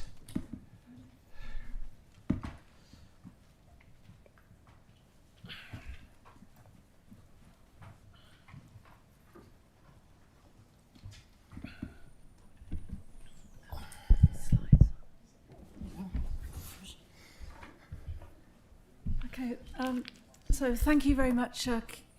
Tēnā koutou, tēnā koutou, tēnā tātou katoa. Just to introduce myself, I'm Margaret. I'm a trustee and also director of Ferrymead Heritage Park, and Ian is the general manager of Ferrymead Heritage Park and also director of that. So we've got a presentation. I'm not going to talk to all the slides, but hopefully somebody will move them on. I don't think we've got a thing to do here as we go forward. So just want to say that Ferrymead Heritage Park is a key part of the city, its culture, its heritage and its educational experience. And we'd just like to thank you for the opportunity to present today and to respond to the annual plan. We recognise the importance of working in partnership with the City Council in enabling ongoing delivery and development of what we see as an important role in the city. If we could go on, our presentation really provides information about the achievements that we've made during 2025-26, which has been a really important year of transition for Ferrymead Heritage Park as we operated in a changed funding environment. This has very much been a catalyst for change for us. and I hope the next slides will, as we go through, will demonstrate that. But we've needed to reduce costs while increasing revenue. We need to enhance the use of volunteers so that we can continue to operate and offer a world-class facility, and also need to strengthen governance and partnerships. So we are committed to, if we could move to the next slide, please. We're committed to working in aligning with the priorities of the City Council and see Ferrymead Heritage Park as a significant attraction and destination for the city. We see we have an important complementary role to the museum, which of course is closed. We are a living museum. There is active involvement through experiencing crafts and technology, understanding the transport, the heritage of the city, and we have a significant number of taonga that are available for people to look at. And we have proposed in our submission to the annual plan that heritage funding isn't just made available if it is to the 4 iconic buildings, but is also made available for other organisations like Ferrymead, which is a very significant heritage and has many original buildings that would be in danger of falling down if we don't continue to work and invest on it. We are an important educational and recreational visitor destination, and we're also supporting environmental initiatives through heritage planting, tree preservation, and our respect for the rural environment, which supports the council's focus on being a green, livable city. If you could move to the next slide, please. We recognise also the significance of partnerships and how we can work to get together to ensure the accessibility and sustainability of Ferrymead Heritage Park with its rich heritage, technology, crafts and resources. And we have been in discussion with the City Council about how we might be able to access funding from the Capital Endowment Fund to support some key projects. For example, these are just examples, but restoration of the chapel, which has a leaking roof but is widely used, very historic, exhibition space, storage, and that's ongoing discussions. We do emphasise the importance of heritage to the city's development as a national and international tourist destination and cultural powerhouse, and a city that's committed to education and lifelong learning, and we believe that we're able to contribute in all of these areas. And we want the park to be there for current and future generations. If we were to become a line item in the annual and long-term plan, this would substantially improve our sustainability and our important work in preserving heritage. And while we have managed to break even for the last 3 months, which is a major development, 4 months, we are subject to things like changes in weather, global crises. We've just had some schools, significant numbers actually cancelled for our educational programme because of the cost of petrol and transport in. So we recognise we have no reserves to draw back on. And also, if we have support from the City Council, this gives confidence to our external funders, who we continually try to see if we can leverage in funding to support our initiative. And I'd like to hand over to Ian, who can just talk a little bit about what we have achieved over the last year, and particularly over the last 7 months. Thank you, Margaret. I'll just move on to the next slide, please. This is a testimonial from Terra Nova Tours, who brought 10 groups of German tourists, approximately 200 people, to this park for the first time this season. Another 10 groups of 25 have been booked in for the next year. Our Google review score of 4.7 this season is against a historical 4.5, which shows that our offering has improved. A little over 7 months ago, our funding from this council was cut to 0. The feedback received was a concern over the long-term viability of the park, which has been a part of this community for 60 years. With having 30 years of experience in the finance industry, I was inclined to agree with you. So how did we react? No expensive PR campaign for this park. Your no was, I think, the technical term is the kick in the arse that we actually needed. So this is what we've done. Can you move to the next slide, please? Yep, that's fine. Thank you. the highlights, we've increased revenues from our events, Nostalgia, Spice Festival, Princess in the Park and Halloween. We've had our best first term of education bookings in years. We've done this on a reduction in wage costs of 50%, more efficiency without losing our appeal. The strongest Easter performance, financial performance for years, with good old-fashioned wholesome fun, not an iPad screen in sight. Cruise ship visitors now come into our park and they catch the mainlander for the trips up to the Arthur's Pass. We've got a developing relationship with MSD, providing work skills and a bridge for employment for the first cohort of 12 new volunteers. Our first corporate sponsorship agreement with Isaac's Construction, who are refreshing our infrastructure in the park. A new tenant, Urban Tree Revival, a specialist sawmill who incidentally are contracted to the council.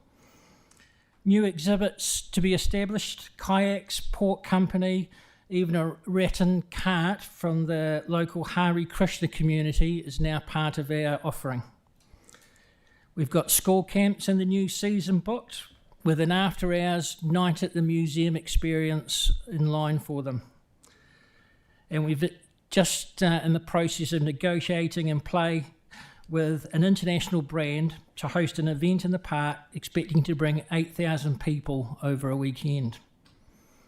We're pivoting to be more of a community resource. New groups are using the park for meetings, events, lessons, weddings. We've even got a memorial booked in next weekend. We are a calm place to escape from the bedlam of this world. So what were the results? December, operating profit. February, an operating profit. January, my apologies, a $90 loss. This has resulted in a 5-figure overall profit with no funding topping up required. I repeat, no funding top up in that operating profit.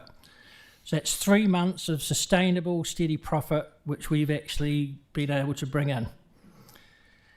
That's involved a 10% increase in visitor numbers over this season, a 12% increase in income over the same period, a 42% reduction in expenses over that period as well. But we need your help.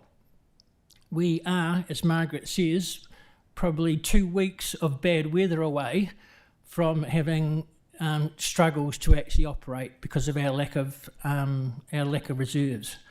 But I'd like to stress that what we've actually put in place now shows that we've listened to what you've asked.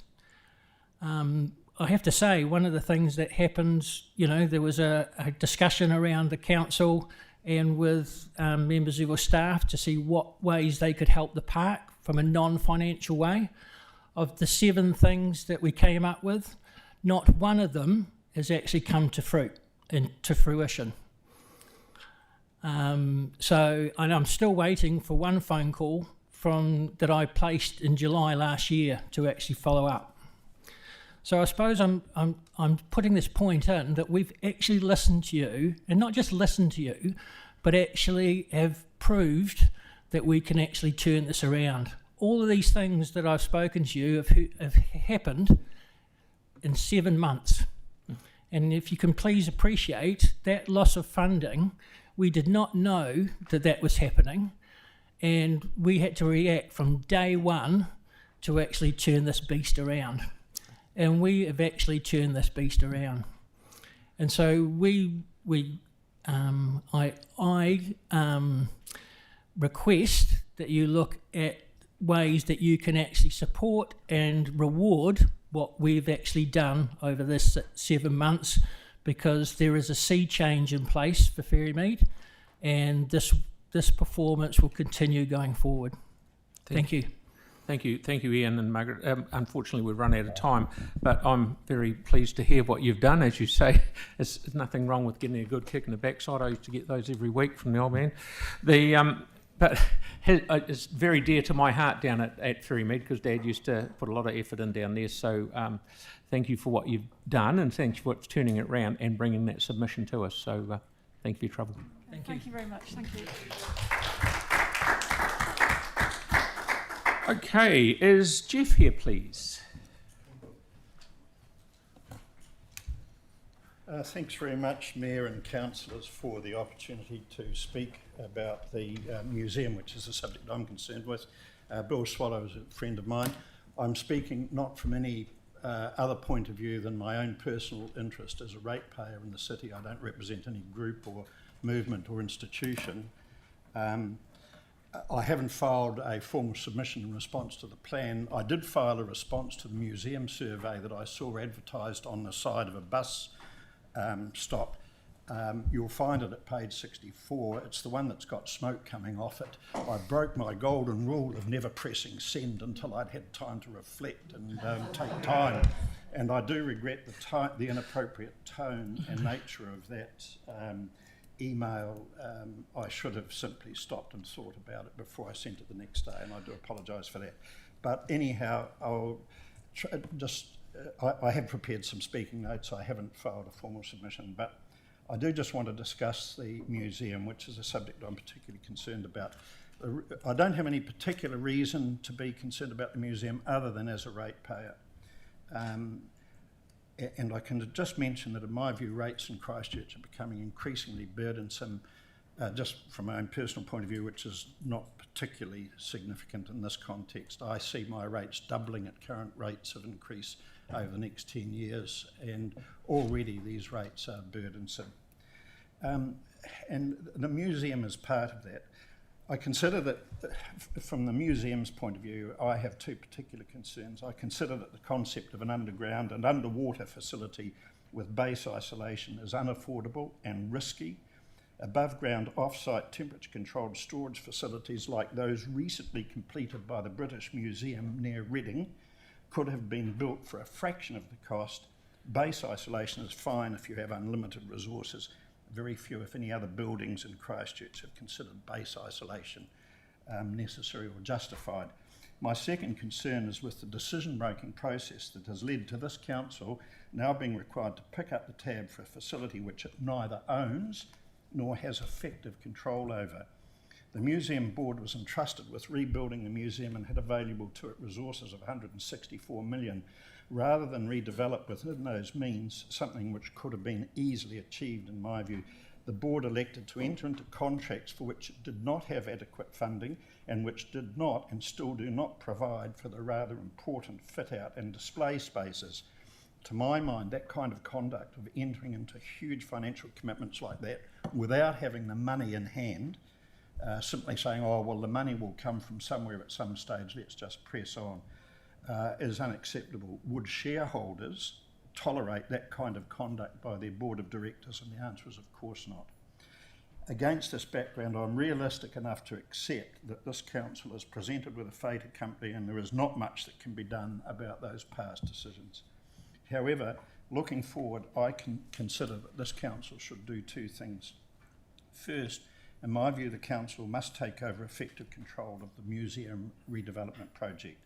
The existing board structure has proven to be unwise and inconsiderate in the interests of the ratepayers of Christchurch, simply blundering into a hugely expensive project for which there is no money available without going through the process that we're now confronted with, in my view, is wrong. Secondly, the council must bring its resources to bear and subject the proposed way forward to the closest possible scrutiny, rather than rely on, and I don't want to be flippant about this, but rather rely on the recent tailored public survey and the glossy and expensive but relatively superficial presentations to this council. The council should, in my view, bring all of its resources to bear and focus on exactly what it is that's now being proposed and exactly what it is that it's going to cost, down to the finest detail, in order to protect the interests of the ratepayers, who are, after all, the real financiers of this project. In other words, my submission, what's happened to date from the ratepayers' point of view, is not acceptable, and I simply ask the council to grab this project by the scruff of the neck and make sure that from now on in it is dealt with properly. And that's all I want to say. Thank you. Thank you very much. Any questions? No, that was good. That was very good, very clear. So, Okay. Thank you for Good coming on in. you. And there was no smoke coming out of it at all. That's very good. Good on you, I mate. hope I haven't burnt out your laptops. No, you're fine, mate. You're doing a good job. Okay, so now we have Ruby Love Smith. Thank you. Please. Thanks.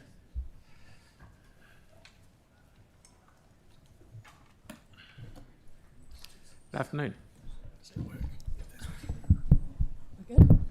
Oh, kia ora koutou, ko Ruby Aho. I am 18 years old and I am a first year law student at the University of Canterbury.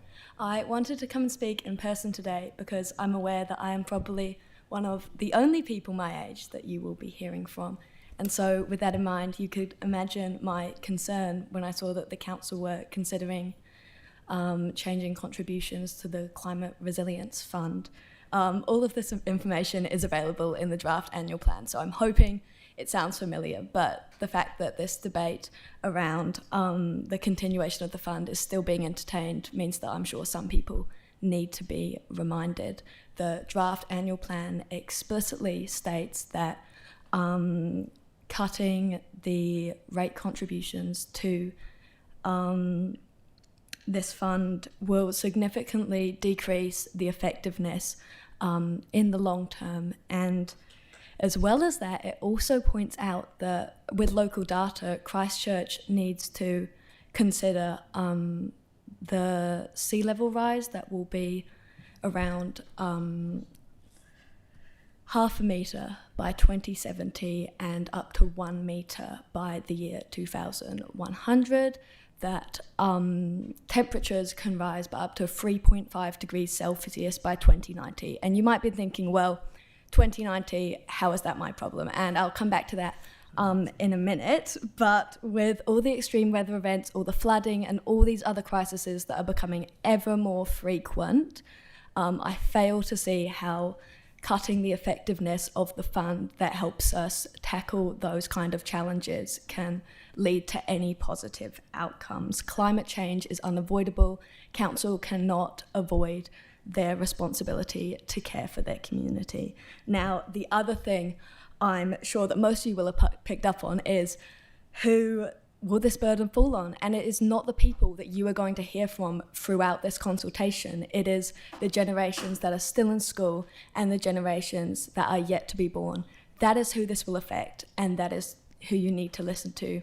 And yet, looking at the data from the 2025 submission process, only 1% of submitters were under the age of 18, and only 2% were between the ages of 18 and 24. And I've seen that you've proposed a new level of service requiring 100% of engagement plans to consider appropriate reach for minority groups, including Māori, youth, and Pacific peoples. And we're starting that off by making a decision about young people's futures in a room that they're not even in. There is so much space and possibility for that to change. It can be as simple as reaching out to your friend and neighbour, Mayor Dan Gordon from Waimakariri, to learn about his work going to schools, but also going into skate parks. And he's told me that that's brought in around 1,500 submissions from young people in that community. So we need to meet young people where they are, and that means going to the community, not waiting for the community to come to you. The Local Government Act is about to change, but it hasn't changed yet. And so that means that under Section 10, the local authority needs to promote social, economic, environmental and cultural well-being for communities in the present and for the future. And at the start of this discussion, I said I'd come back to why sea level rise in 2070 is the Council of 2026's problem. And that is because 40 years ago, we got into this mess because people sat around and said, oh, that's the next generation's problem. We'll let them worry about that. And so on behalf of my generation and the generations to come, I am asking you today, do not continue that cycle. It's very good, Ruby. Very good indeed. Any questions, please? You're scared? Oh, yes. Tyler, please. Thank you, Hey, mate. Ruby. I couldn't let you run away yet. So this has come up year on year around engagement with young people, and you were just talking about what Mayor Dan Gordon does.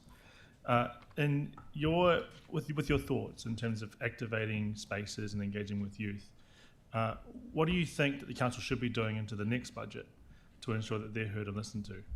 I think there seems to be this tendency to rely on Christchurch Youth Council to do youth consultation and to come as the spokesperson for youth to do things like submissions.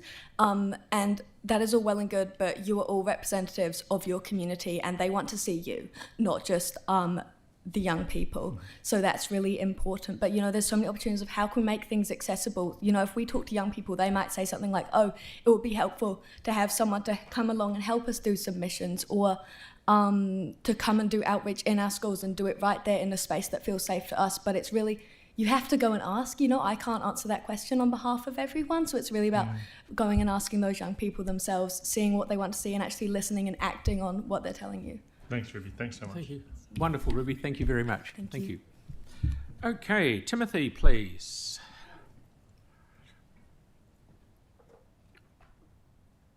Oh. Yes. Thank you. Good afternoon, and I'm back again. Some of you might not recognise me, but I think most of you will. And but I think you know who I am. I brought along 2 books, copies of my grandfather's biography. Now, I don't know whether I meant to do this, possibly not. I don't see them as gifts. I just hope that some of you might read it or read the relevant sections and learn exactly what the terms of the gift were. Because, as far as I know, it is still the largest gift that's ever been given to the city. And apart from that, it's been a great success because my petition, which is canvassing art lovers, people who actually went to the McDougall years ago, a lot as children, absolutely adored it. I never realised before, until I did this, that how the public regard it. They regard it as one of the very best heritage buildings in the city. They call it a treasure, a lot of them.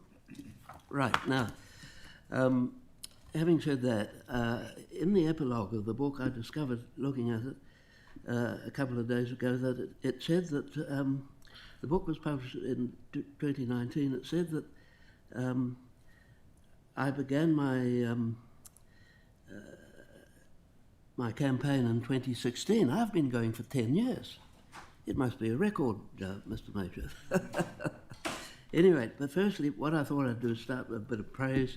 I've had a very interesting, lengthy email from your senior heritage advisor, Amanda Osh, concerning the restoration of the internal walls, because of course, in the gallery, because of course strengthening went up in them, and they've got the problem of the asbestos and the lead paint, and I was concerned that the data rails and ceiling covings and things might never be put back properly, but she's assured me that everything's going back exactly as it was originally built. And even the burlap, because they've had to take the burlap, it's got actually burlap on the walls, which is a bit strange, but it was put there for a purpose, I think, for deadening the sound. And that's all being replaced as well, exactly as it is. It's not being replaced with fibreboard or modern fibreboard or anything. So that's really good. Which leads me on to the terms of the gift, because this expenditure is an example of you honouring its terms. The gift was on the basis that my grandfather would meet all the final construction costs in full, regardless of what they came to, which he did. This was on the condition that the council would take ownership, meet its running costs and any other future costs involved with the development. These have been met over the years, including cleaning up after what they're doing at the moment, cleaning up after the earthquake. But there's also another condition. It was specifically given in order that it was possible. I don't know how many of you actually realise this, but it was given in order that it was possible for the city to create its own art collection, which was to be started by gifts of works from the Canterbury Society of Arts and the Jameson family and a few other private donors. These gifts were passed to the council to hold for the city when the gallery opened in 1932. The collection started then is today the city's historical collection, made up of 600 oil paintings, 300 watercolours, valued at around $30 million. It was not given to Canterbury Museum. In fact, he is on public record as saying he wanted it built well away from the museum and wanted it to be a gallery for the city. The gift was made on trust without any legal documentation of any kind protecting its future use. So there is a huge issue of trust involved here, like none other. He certainly never intended it to become part of the museum because he wanted it to be built well away from the museum, but never got the site he wanted in the gardens, opposite the Hereford Street entrance. That's where he wanted. A huge public debate took place. A lot of business people tried to find another site in the city that they considered more suitable, but the Domains Board that ran the gardens then, of course, they dug their toes in and said it had to go behind the museum, which was a site which had been put aside by them previously for an art gallery to be built. I've explained in detail why the museum does not have a suitable collection of a public art gallery standard to utilise the McDougall. Why would they? They've never had the money, they've never collected art in the way that the city has. But an even worse problem is their plan to display in the 13 beautiful neoclassical picture galleries some of their decorative arts and crafts. Now, I should just point out, some of you have probably never been in the McDougall. I've just selected a few photos of it and the inside of it, and I've also taken out some of the better paintings in the city's historical collection as well. That used to be displayed in the gallery when it was the city's public art gallery for 70 years. Now, decorative arts and crafts are three-dimensional objects. How on earth are they going to display such things as furniture, ceramics, metalwork, textiles and jewellery? A lot of usual examples of decorative arts and crafts are painted ceramics, carved woodwork, weaving and metalwork. The McDougall's 13 picture galleries were never designed for this. While the new McDougall Act 2003 allows the gallery and its land to be used for both fine arts and three-dimensional decorative arts and crafts, it doesn't restrict it to both. It can just be used for one, just for arts. Likewise, the 50-year lease agreement with the museum doesn't say the museum has to display its own arts. It could instead become the city's art museum and display artworks from the city's historical collection. And why should it become our museum of art? Because this is what every city in the world has done that has built a new art gallery. They've used their old galleries, I've said this 100 times, for their historical art and their galleries for modern art, and separated out the two for the benefit of the viewing public, which is a reason in itself to do this. That's what the city's viewing public want. Why are they not coming first? They are now expressing their views in my petition at www.petitions.nz. Just go to petitions.nz, you'll find it straight away. They say three things. They used to love the McDougall as a heritage building, as I've just explained. They want it to become our museum of art and want to see all our wonderful historical paintings again, and they want it to open again as it used to be. And it, of course, honours the terms of the gift. And what has happened in the meantime? Just that. The Christchurch Art Gallery, where I've just parked my car, I've just seen some of their unbelievable displays, now only displays modern art. And the historical collection waits unseen in storage for a new home. It's got no home. It's waiting for the Robert McDougall Art Museum. I mean, what a wonderful addition to Canterbury Museum to have a museum of historical art attached to it. That's far more important, far greater The public would like that far more than what they're attempting to do. And of course, the other thing I was just going to say that, you know, the museum never needed it. They've got an art gallery in the existing buildings. They're going to have one in their new building. They're building, for goodness sake, they're building a brand new building, a 4-storey building. They must have increased display space in that building. That display space would be far more suitable for decorative arts and crafts than the McDougall ever would be. Why don't they use that? I can't understand really why they even want the McDougall. No problem joining it up. Of course it should be joined up and the whole complex put together, and the land, the McDougall land's been used now, of course, hasn't it, by the museum for building. That's good. It's the best use of the land that's available. What's now required is is the best use of the buildings that they've got in total. That's really what I'm saying. With that, I will... you're probably sick of me. That's right. Melanie, please. Thank you, Timothy. I've got 2 questions. One is, have you been through a tour through the Robert McDougall while it's being repaired? Sorry, I didn't catch that. Have you been on a tour through the Robert McDougall while it's been repaired? No, I haven't. You should do that. It looks fantastic. Well, that's just what I've been saying. That you should go on a tour. You should contact I can organise it for you if you'd like, because there's lots of people that are going through both underneath into the basement space and through the building, and it's absolutely beautiful. Right. The other question I had is the purpose of the building. Under the Act, it says that the purpose is for a public gallery for the display of art and decorative arts and crafts and ancillary activities. Yeah. So I understand what you're talking about with historical art, but the Act doesn't place any restrictions on the type of art that could be displayed.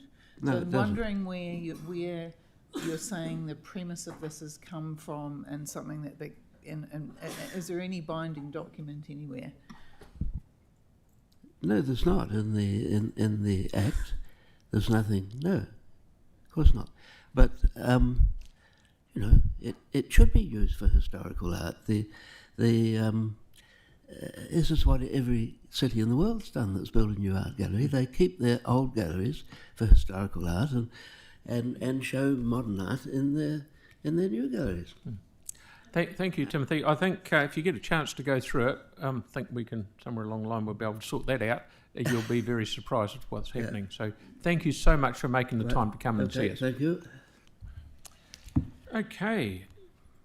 Joanna, please.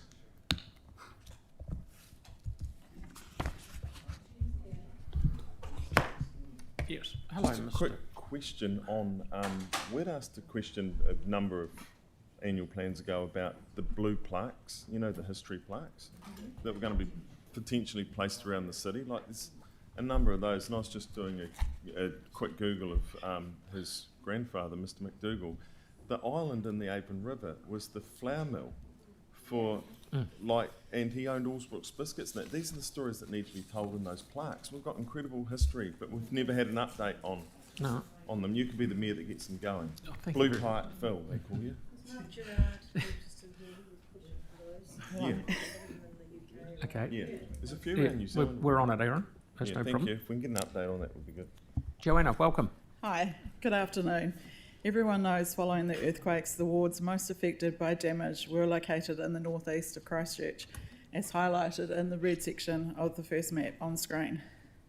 But does everyone know what community facilities have been built since 2012 and where they are located? I didn't, so the second map on screen is based on my official information request regarding the community facilities built post-earthquakes.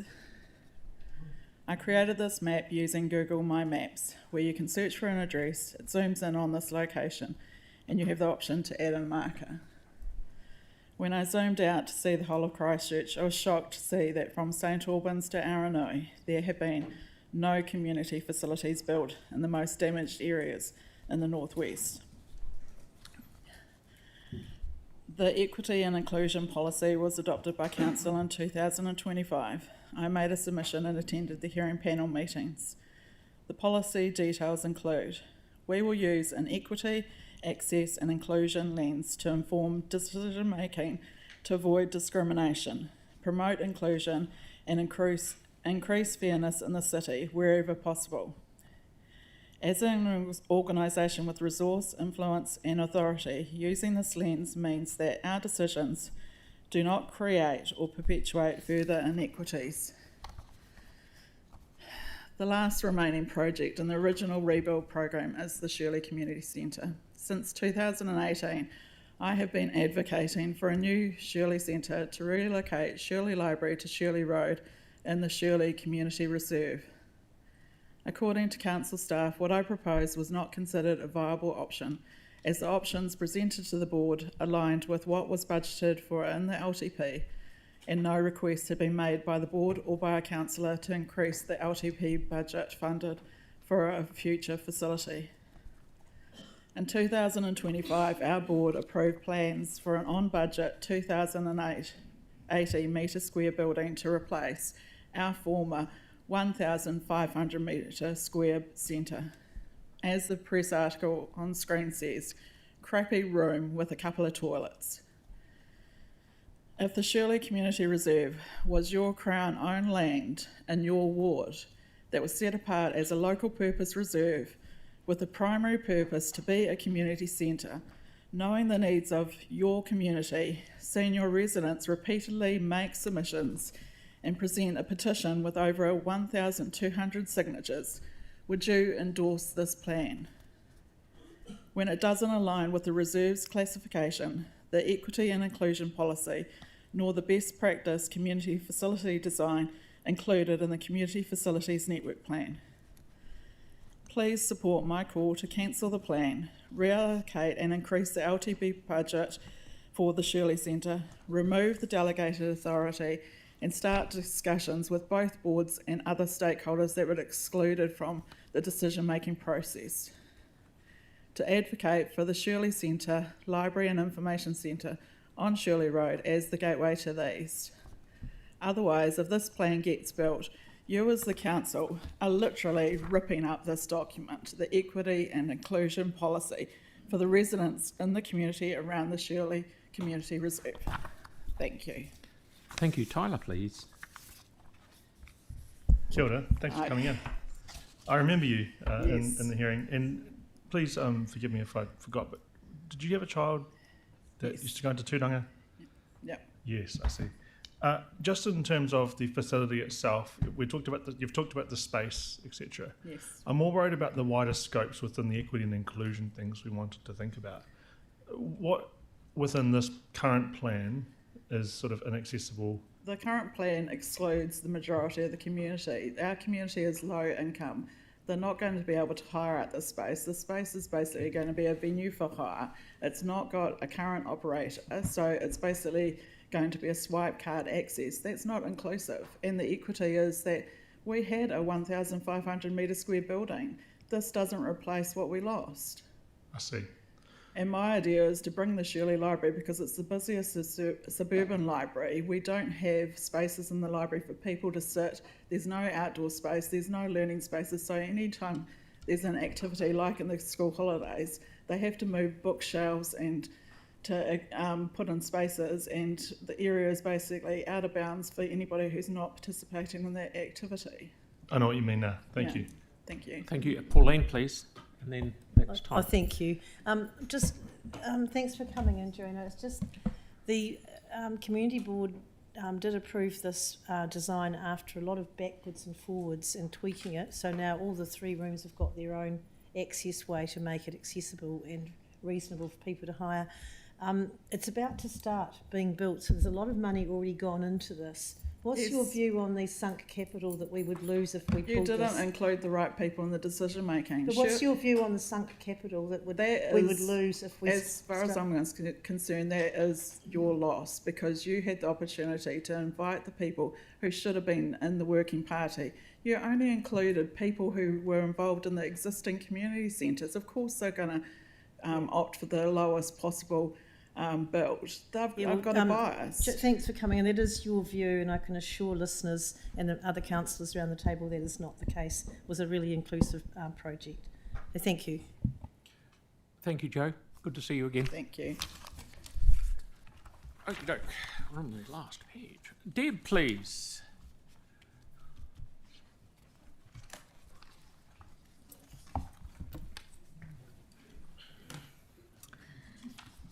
Hello, I'm Deb Donnell, a fifth generation Cantabrian with a deep interest in documenting the city's history, including our earthquake rebuild years. As you can see on the screen, I published at least 6 books on Christchurch showing the changes through the city over the last, well, at least before the earthquakes to current times.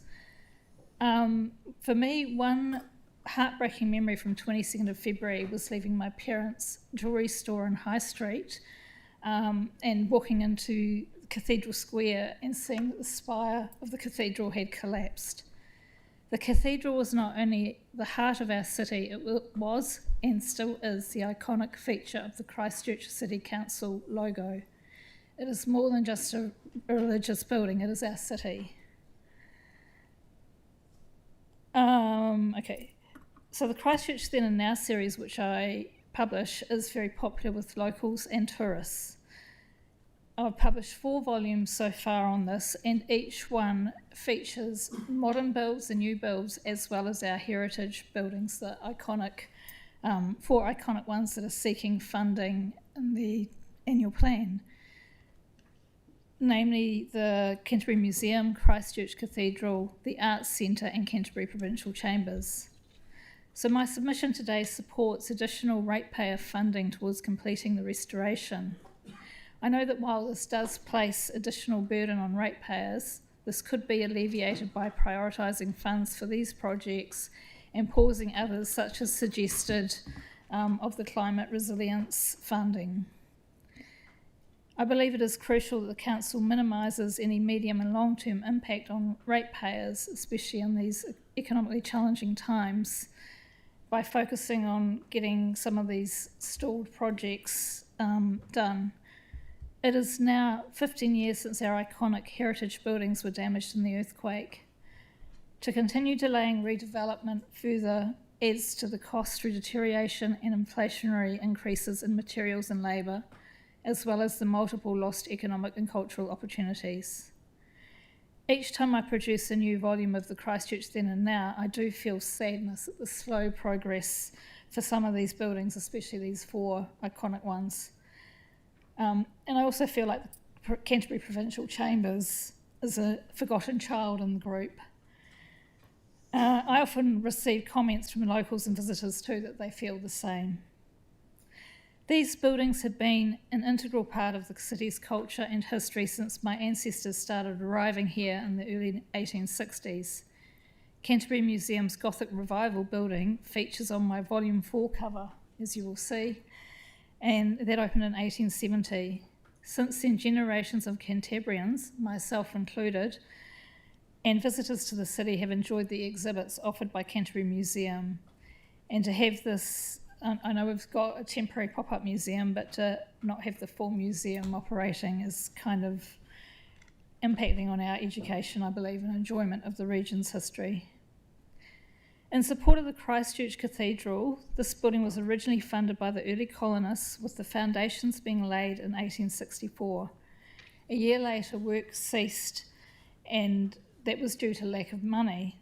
We've heard this story. It took another 8 years before the work recommenced, and the building was not completed until 1904 due to ongoing funding issues. That was 40 years. Unfortunately, the restoration story seems to be mirroring the original rebuild. It is 15 years since the earthquake. I personally hope we won't have to wait another 25 years for the completion of this restoration work of the cathedral and the other iconic heritage sites. I believe that we cannot truly claim that Christchurch has recovered from the earthquakes until these restorations are finished. And in fact, that's something that New Zealand First also recognises through its recent campaign commitment announcement to fund an extra $15 million for the Christchurch Cathedral rebuild. So that's it. Thank you for your time and listening to my submission. Thank you very much, Deb. Any questions from anyone? Nathaniel? Just want to say, I used to be a punter on the Avon, and we found your books very useful for getting a bit more information to tell people about the city. Oh, thank you. Thanks for that. It's great. Have you got any more planned? I need to sell out this last print run. so I've done it independently, so it's taken all my capital to do it, and yeah, I rely on sales. So when that gets sold, yes, there will be more planned. Thanks very much. Okay. Thank you very much. Good to see you. Thank you. Thank you. Okay, Victoria, please. Did I see you come in? Oh, sorry, online. I just got to read my piece of paper. Hello. Hello, I hope you can see and hear me. Yes. Okay, great. Thank you for allowing me to address my submission. And I also would like to thank you for all your hard work and time and effort. It is a very, very big task running Christchurch City Council, but too often I think Banks Peninsula gets left out. So I'll go through my submission very quickly. There is more to Christchurch than the CBD, Cathedral Square and new sports complex and stadium. Don't expect ratepayers to pick up the tab and pay for non-essential expenditures during this very difficult economic time. Ratepayers are not cash cows with regard to providing funding for development and restoration projects. Having said that, I spent more than 25 to 30 years as an art director and gallery director, and served with the Akaroa Civic Trust. So my heart goes out to all these various things that require money, but I think there are more pressing issues that we have to deal with, in that the climate is the most critical issue and it requires immediate action. As the planet moves towards 1.7 degrees of global warming, it's going to become increasingly unstable in terms of our ability, the climate will become more unstable in terms of growing food and providing safe and secure drinking water. That is my priority. Recent storm events provide a glimpse into the near future and what the next generation, their children and your grandchildren will have to face. It's essential that council levels of service are consistent and fair to all ratepayers, including those living on Banks Peninsula. Akaroa and the Outer Bays are a remote and isolated community of interest, 80 kilometers or more from Christchurch. However, the council seems to continue to not understand or acknowledge this fact.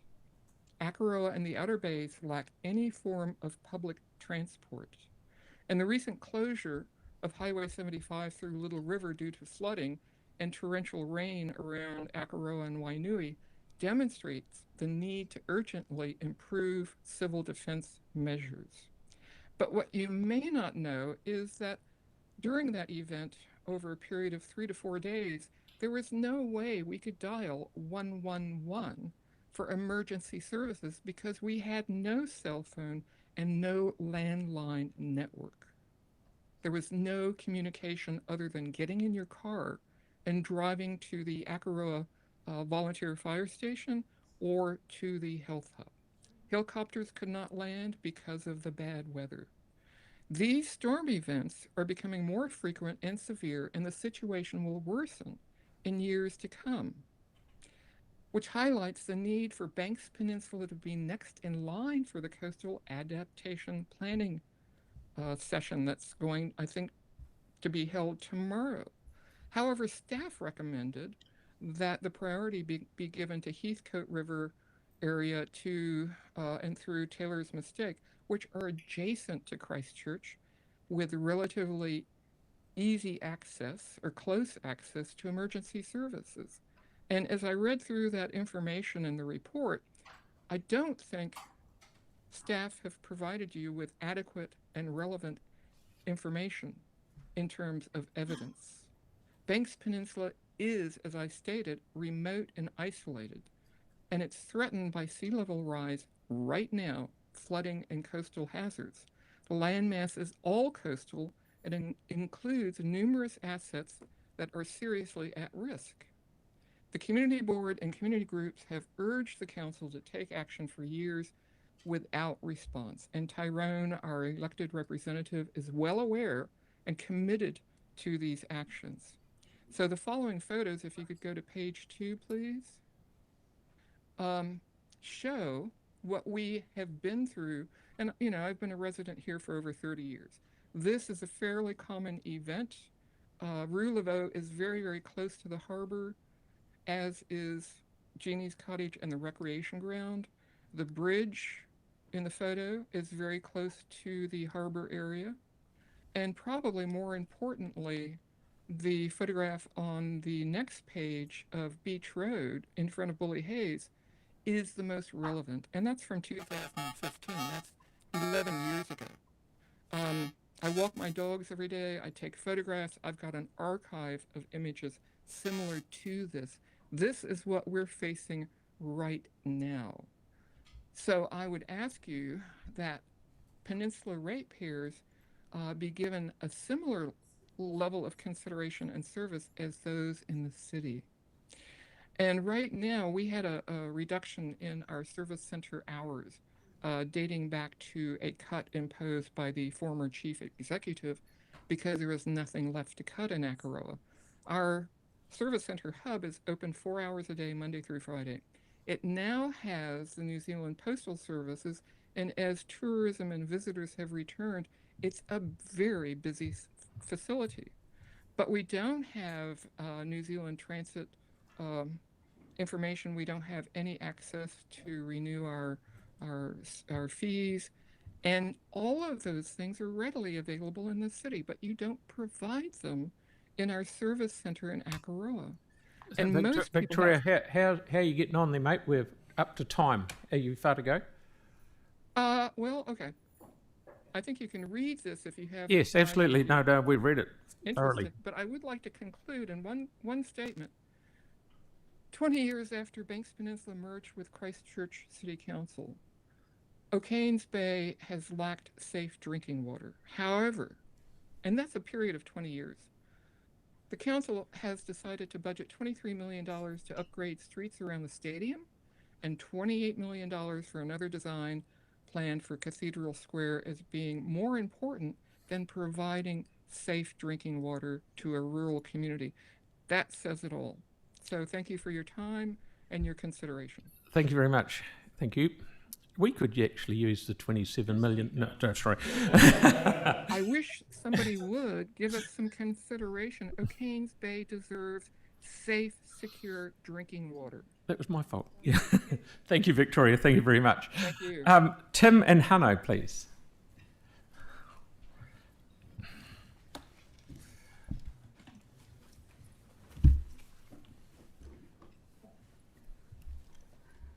Where's the clicker? Is that it?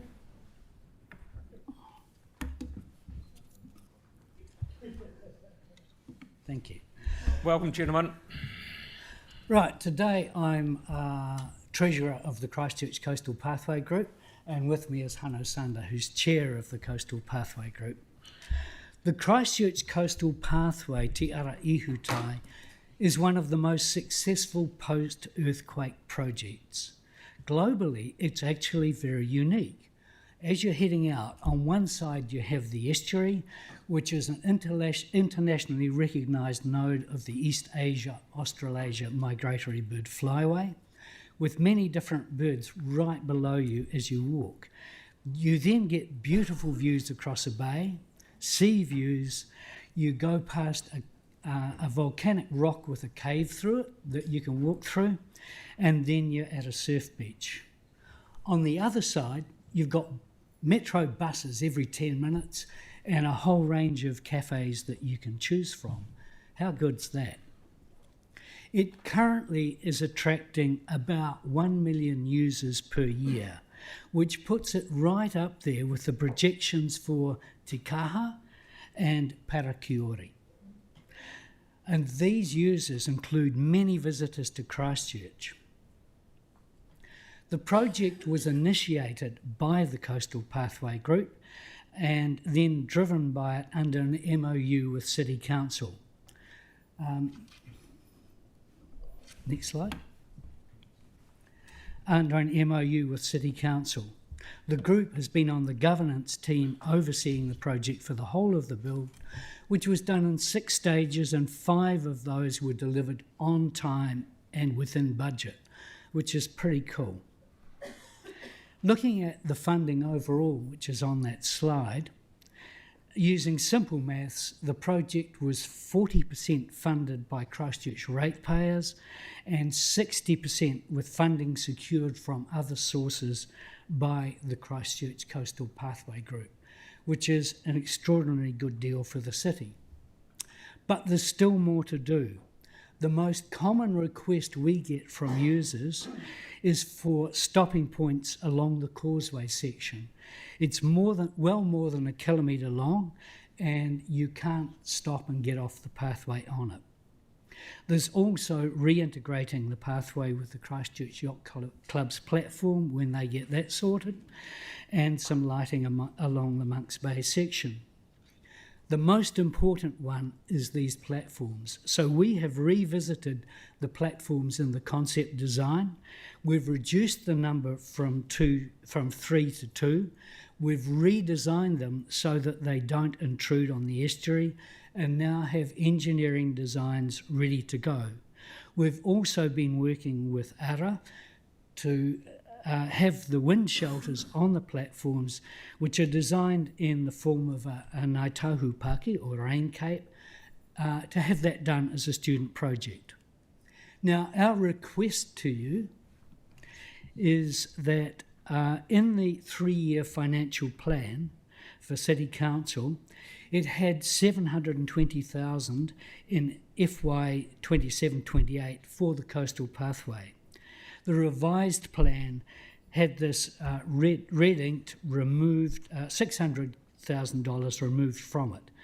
Our request is that these funds remain in the 3-year plan, and even better would be to split them in 2 and bring half the funding forward to the financial year 26-27, so we can crack on with these really important stopping points. So, any questions, folks? Aaron and then Pauline, please. Is that cantilevered or is it on poles? It's on poles, but look at it is on poles that are within the rocks that are not part of the estuary. Right, so consent's not an issue. We are working with council on consent. Right, okay. And traffic management. And the brown TARDIS, what's that? On the end. Oh, that's the wind shelter. That's the wind shelter. Yeah. Right, okay. Thank you. Cool, thank you. Pauline, please. Yeah, my question was about the TARDIS as well. Would you consider building that without the wind chill protection? I mean, the wind is part of that environment. I think that's kind of a bit of a blight. Would you really need that? I live on the hill facing east, above there. We have built our house to protect ourselves from the easterly wind. People coming along the pathway in a strong easterly will want a break from it while they watch the windsurfers having an absolute ball. Have you seen those ones they've got up in Whangarei on the bridge there in the basin? They're clear perspex, they look like sails, they're fantastic. Might be better than that. This one was based with Ngaitahu in mind and remembering where it came from and how it was used. Okay. Thank you. Thank you, gentlemen. Very good to see you. Thank you for your input. Okay, we have Rata and Peter, please. O'Kane's Bay Enhancement Society, welcome.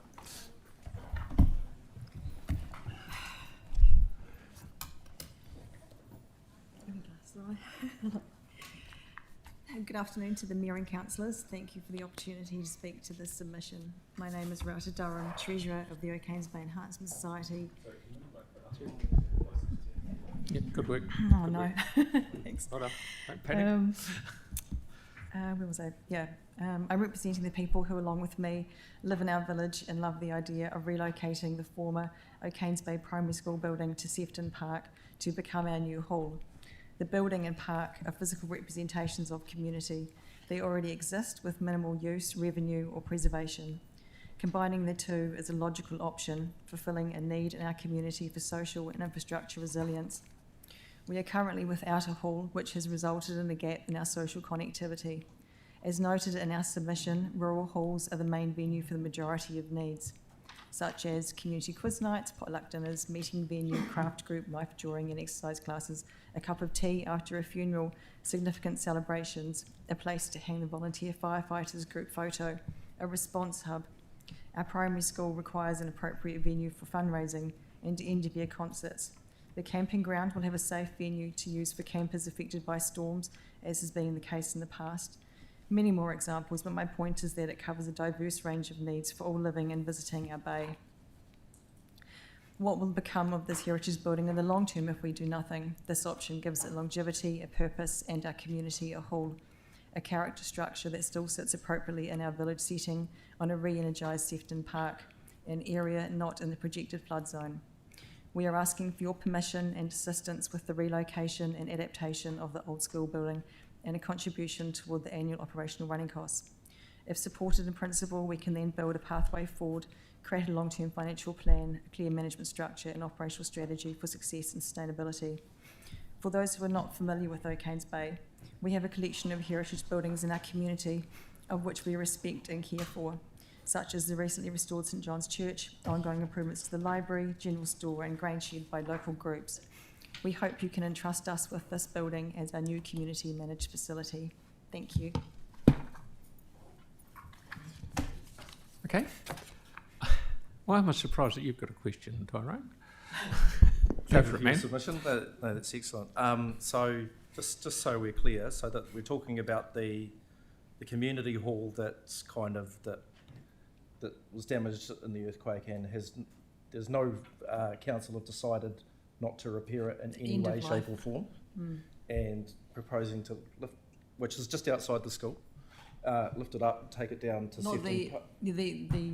not the old hall, but the old primary school. Right. Okay. Yep. Cool. With you now. Good. And because I have heard a proposal for the old hall as well, actually, to take it down to Sefton Park. Oh, so okay. That's good. Okay. Good. They got that cleared, and take it down to Sefton Park, which is an area of reserve land. Just down the road, so that's what we're saying. Yeah. Yes. Okay. Good. Right. Brilliant. Good. Can I say the old school actually had huge renovations done in 2008, so it has had a lot of new work done to it. So it's essentially a new building. So it's a good structure to use, I think. In addition to that. And sorry, just another quick question, Phil, if that's all right. So, the Enhancement Society would be aware of redevelopment proposals for the museum that would include a community space as well? Yes, yeah, that was one of the three options that we had. And so when we canvassed the community and what their feeling was and what they wanted to put an energy in behind, the negative with that was that it didn't offer green space, so it would have road frontage. So I think for communities, we sort of wanted an area where the children could be and play safely, and also there was the issue of potential security. So if there was an evening event, or then we sort of feel that there's too much important taonga at the museum to have that. It doesn't have nice synergy. Yep. Yeah, I don't feel it's an appropriate space for that. Okay, no, that's really helpful. Thank you. Cheers. Tim? Yeah, thank you. Just to confirm, so King's House Removals, who are a very good company, and I think their motto is first price is best price. So they quoted 37, just over 37 to get it down the road and on piles. Yes. Yes, so you'd need a wee bit more on top of that, obviously, to plumbing and bits and pieces. Is that? Yes. Yeah. Is there any plumbing on the reserve? Or is there any? There is water to that, yes. Okay, cool. Yeah, and the FENZ is also going to put their facility there soon, which will also have water tanks with that. Okay, cool. Thank you. Cheers. Very good and very clear. Thank you so much for coming in. That's good. Thank you for your time. Thank you. Good on you. Okay, Anne, please.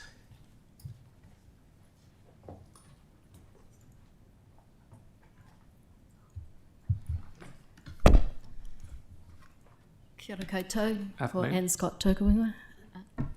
Thank you for the opportunity to talk today. So, I want to talk about the cycling benefits for Christchurch. So there is one that's come up very frequently in the last couple of weeks, and that's it's a very cheap transport option that's available to all, and that it's run on food and electricity, which is not in short supply. So I'd just like to say that the cycling benefits are cheap transport, improvement in health, reduced congestion, safety, reduced emissions, and it's cheaper infrastructure. It's cheaper to build than roads, and it has a high cost-benefit ratio. Next, please. So I think we need to look at some statistics because we sort of need to prove that you're building this infrastructure and it's being used. So in the latest household survey, which is 23 to 24, 26.8 people cycle at least once a month in Christchurch, 8.5 cycle 10 times a month, and 4.3 20 times a month. So things are getting used. In the last census, 6% of people cycled to work in Christchurch, but it varied across suburbs. It varied from 2% to 20%, with Beckenham being the highest and Harewood and others being the lowest. And if you look at that, the reason is that there is a lack of safe cycleways in those areas that have the lowest percentages. There has been a 40% increase in the last 10 years in people cycling. Island Road Northwest Arc had a 24% increase between February 25 and February 26. And a lot of the infrastructure you're building now has no cycle counters on it. So we're not getting the information about the increase in use. But let me tell you, I'm seeing them every day. We're also seeing better gender balance, which is now up to 41% to 45%, greater diversity. So if you look, there's a lot of families out on bikes now using cargo bikes, little kids on the front with their hats going to work or play school at the same time. And this is really interesting to see, but it does come with challenges. The more diverse the cyclists' range is, the more different the demands are for our infrastructure. In the last few weeks, there's actually been, in March, there was a 6% increase in cycling, and it feels like it's more than that. So it's going to be very interesting to see the statistics for April. And of course, Christchurch was internationally recognised as the most bicycle-friendly city in Asia and Oceania, and the 38th city globally. So we're getting some kudos out there, and people are recognising that this council is making a difference. Next, please. So we've been consulting with cyclists over the last 3 months to see what they want. We've had 219 suggestions. There's a high consistency of the suggestions between 2025 consultations and 2026, but there are a few new concerns coming up. Rose Street was one of the most, one of the high things that came up. We've sent the top requests to the community boards, and I'm not really going to go into the detail here, because I think it's really important there is local support for any cycling changes before they come out for consideration. The cyclists are also saying that they actually love to cycle in Christchurch. They love the city to see, and they really love the Antigua Street and Northwest Arc cycleway improvements. Cycling safety for children biking to school is still a major problem. And I'm talked about the diverse leads. So you've got road cyclists who want more road lanes, right through to cyclists using trikes, wanting smoother transitions because they tend to tilt because they're disabled. And there's congestion on popular routes, particularly at some of our intersections on Antigua Street, for instance, and at Deans Ave. Next, please. So what we need to do, we need to finish the major cycle routes. We need to provide new connections to popular destinations, including schools. We need to enhance cycling in the city centre. We need to increase slow-speed neighbourhoods. I'll take 40 kilometres an hour if we can't get 30. Every reduction makes a change. We need to continue to widen paths. So when a park path gets renewed, it should be widened to think of as a joint shared path. The most popular places are in Hagley Park. I mean, what you've done is just fantastic. Provide safer intersections and crossings for cyclists and pedestrians, and improve bike parking. Next slide, please. So when you look at this, there's an awful lot of red in this diagram. And that is cycle cuts or deferrals of infrastructure that is in demand now and is needed now. And some of them, being spokes, we really can't fathom what you've taken away or what that implication is, because there's very little detail available to the public. So things like the Northern Corridor improvements, which seem to have gone, the South Express High Height to Jones Road delayed, 3.8 million in the Northern Line and Northwest Arc disappeared, Ames Road upgrade delayed, Pages Road Bridge and Surrounds delayed. There's no program for safety around schools, but you need to do a lot more to make it available for school kids to use active transport, walking, cycling, scootering. But it is really good to see the North Arc continue to be funded, and it will be very popular. Next thing, please. There's a lot of focus on the capital plan, but the operational funding is equally important. Speed reductions are cheap and have huge impacts on safety. Pedestrian cyclist refuges across busy streets. Cycle parking. That's the cycle parking in the park at last major event. Signage and wayfinding. When we talked to the students at University of Canterbury, that was their top request for cycle improvements. Timely removal of grass and debris, removing staples and alleyways so that wheelchairs can get through, not only cyclists, and also putting reflective tape on the bollards so that you can see it in the dark. Greater enforcement of parking in cycle lanes and bus lanes. Cut downs to get between the road and a path that you can get through easily. There's one there that goes into Ainsley Park and Roydvale. It's used heavily by students going to Burnside High, but it's really the people having the accidents are the over 65s on their e-bikes who completely miss it. Extending the bus lane's time, the time that it operates, that would improve our public transport and it helps cyclists also. Next, please. So one of the things that we would suggest is that we start cycle infrastructure trials of temporary cycleway connections. Good quality temporary cycleway connections, solid bollards, smooth surfaces, standard widths, slow speeds, safe road crossings. And Pages Road would be an ideal test site for this. And it would be a good part of a new cycleway from New Brighton to the centre city, which is well needed. The other one we would suggest would be Gloucester-Worcester Street connection from Christ's College through to the Barbados Street connection to the Linwood Cycleway. So thank you very much. Are there any questions? Yes, there is. Tyler and Celeste, did I get that right for a start? And Kelly. Yep. Thanks, Anne. That was a phenomenal submission. And I particularly like the small wins that you've put up. I think those are really easy to manage. I've got a question around my ward in particular. Mm-hmm. So we have the Ireland University Cycleway heading into North Hagley Park, yes, which is one of the best cycleways in the city, the connection between them and the South Express is the one that's talked about in this, which has been cut.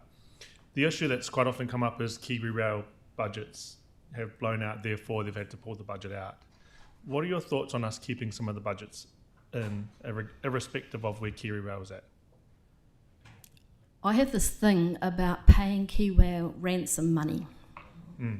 I think I agree, but I think that we can use the money at the moment on other things that will be cheaper and will make the whole cycling network safer. And at the same time, we should be going to the government and saying, this is a rort and it has to stop. So diverting the MCR budgets into connection yes, lines.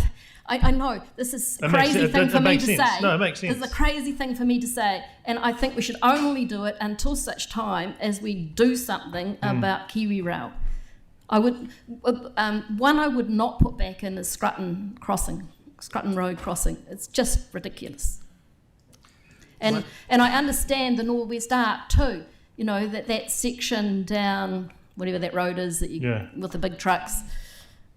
That's really pragmatic. Yeah, thank you. Thank you, that's good. We have time for two more. Celeste, then Kelly, please. Thank you. You want one really in? good. Okay. Just reflecting on your comments around cost of living and the distribution of the current infrastructure, what kind of feedback did you have around the fact that the provision of a certain level of service is only, basically cycleways, hasn't been rolled out in some parts of the city, such as the northeast and east and southeast? Would you say that the Pages Road would be the priority for trialling something in terms of, would you say that would be a good step forward in terms of providing access to while acknowledging there are some significant gaps in the northwest and northeast, I think pragmatically that Pages Road would be a big win. It's a wide road, it would be easy to manage, and it would show local people the benefits of cycling and getting quickly into town. People have to work and they have to travel to work, and that is the cheapest option. We'll acknowledge that there are issues in Shirley and around there as well. Okay, thank you. Sorry, Cal. Yep. Thanks, Anne. Fascinating. I'm really interested in the, something like 6% of people who regularly travel to work on their bikes, and how to increase that. Do the surveys that you've done indicate what that next sort of 5 to 10, 15% of people would require to get on their bikes to go to work? It's quite varied. It really depends on your financial situation. So if you have a good financial situation and you have a good employer, then using the program would be a good idea. And if the council could support that, particularly with its own staff, then that would do things. But we've got a whole, I teach Bike Bridge, which is to immigrant women and others who have very little funding, and supporting someone like RAD, for instance, to provide good quality bikes at very low rates would make a big difference. So, if you can fund some of that to get people a bike in the first place, then they will use it. You also need that training also as well. And because with my knowledge of Bike Bridge, it's that confidence on the road that makes a huge difference as to whether they'll use it or not, particularly women. Thank you, Cal. Aaron? Yeah, so just quickly, and Tyler had liked your small wins.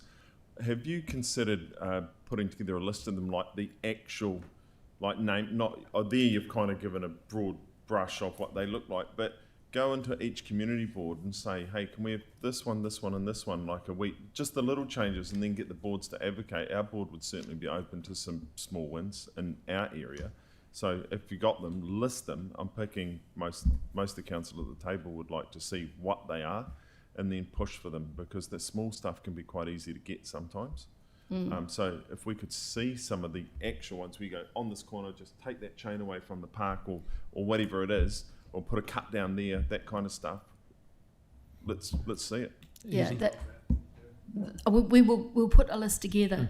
We'll do the annual plans first, and then we'll do lists and bring it maybe in. even 3 membership, get them all to submit, and then just hot list them on the ones that come up the most.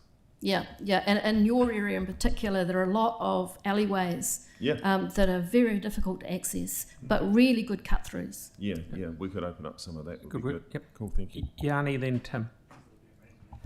Oh, thank you. I really appreciate the data. I was actually just drafting an email because I wasn't sure I had time to ask the question, but I was really interested in 2 things. One is if you've done any work around where the demand is for people to cycle, and I know you've mentioned Pages Road, for example, and again, I know that the design isn't public or the route isn't public, but I'm interested to understand, for example, if you've got any data that shows where people's desire to cycle would be, because the obvious one for me for Pages Road would be going to Eastgate, but unfortunately that's not in the route. So any data that you had on that? And then the second question, a little bit related, but was, have you got any data around the impact of infill higher density housing on both the provision of cycling or the safety of cycling? I'll take the first one. No, we don't really. We only have anecdotal evidence about who wants to use what, but it's really easy to put those counters on the road. Just ask for them and get the staff to get the counts. I'm noticing quite a few round on some of the pathways at the moment, so obviously someone is doing some work. In terms of high density housing, it is making the roads more unsafe for cyclists. Because, I mean, the whole idea was you didn't have a garage and you used active transport, public transport or other, but the reality is people are having cars, they're parking them on the road, and because they're parking on the road, it's actually harder for those who have cars to back out of their driveways, and they can't see cyclists or pedestrians, and they're far more likely to be hit by a door when there's a high density of cars on the road. And there is quite a lot of pushback when we try to reduce the parking. So some of these very narrow roads in Christchurch you can get a car down them, let alone a cyclist in a car. Okay, thank you. Would you like to see council doing some discrete piece of work around that issue to try and address those concerns? Yes, I would. Thank you, Yanni. And I'm not against high density. Tim. Yeah, thanks, Anne. Just looking at the photos here, the majority of them, except for Antigua and Strickland Street, are dual travel directional. And Sydney, Melbourne, Brisbane, Kyoto, etc., they all do that. It seems it's a lot of the time we want to go single direction on both sides of the road. I was just wondering what your opinion is that, because it's obviously cheaper to put a dual direction such as Sparks Road and around Hagley Park, etc. I'm just wondering your thoughts on that, because I would like more done, cheaper if you like, because watching Sydney and getting through Sydney on a dual direction makes Christchurch look like a walk in the park, literally. So I'm just wondering your thoughts on that. So there is a diversity of opinion within Spokes on that. There are some people who like the two-way cycleways. One of the advantages of a two-way cycleway, it actually has more space. So a more concerned cyclist can let the others whiz past and not worry about it. But there are others who say actually we should have cycleways on both sides. There is, I think the statistics say 11% increase in accidents by putting it together. But I think convenience, I'd rather have a cycleway, a two-way cycleway, than have a more expensive thing that people say they're not going to fund. So, thank you. Take that. Now, I've just got one for you. If you want to get from, everyone's talking about Pages Road, the MCR, Yep. Pages Road. If you want to go from Pages Road to Brighton to the city, yes. Why wouldn't you just go down the City to Sea pathway if it was finished before the other one? Do you need both? You need both. The City to Sea is a recreational pathway. Yeah, it's great for slow cycling. It's great for little kids. Mm-hmm. It has a lot of walkers and joggers and people with dogs, and that just does not suit someone who needs to get to work or needs to get to school. They want a direct route, a safe direct route, and that's why we're advocating for both. They have different purposes entirely. Kelly. And I'm curious on your thoughts about putting a white line like you would on a road down something like the City to Sea pathway, just to sort of differentiate the two sides, so that people kind of know where they're supposed to be if they're travelling in a certain direction. What are your thoughts on that? I'm really curious. Oh, it's interesting. From a commuter cycleway perspective, I would agree with that. but I'm not sure that someone with their dog wants to stay on a particular side, and I'm not sure that they're going to keep their dog on a particular side. So I think there's sort of, I think community would be mixed. It has kind of worked in Hagley Park going through, but the ones the other side of the south side of Hagley Park, where there is no line, works equally well because people womble between each other and are really courteous. It's more about courtesy than actual rule, I think, and in a recreational cycle way. Thank you, Anne. I'm getting all sorts of no mark, no questions. We've gone a lot further because it's such an interesting topic. Thank you very much, Anne. I'm happy to come back anytime and talk to you about cycling. Okay, so, and lastly, and Helen's been waiting there very patiently. Helen, you're the last one of the day. Thank you.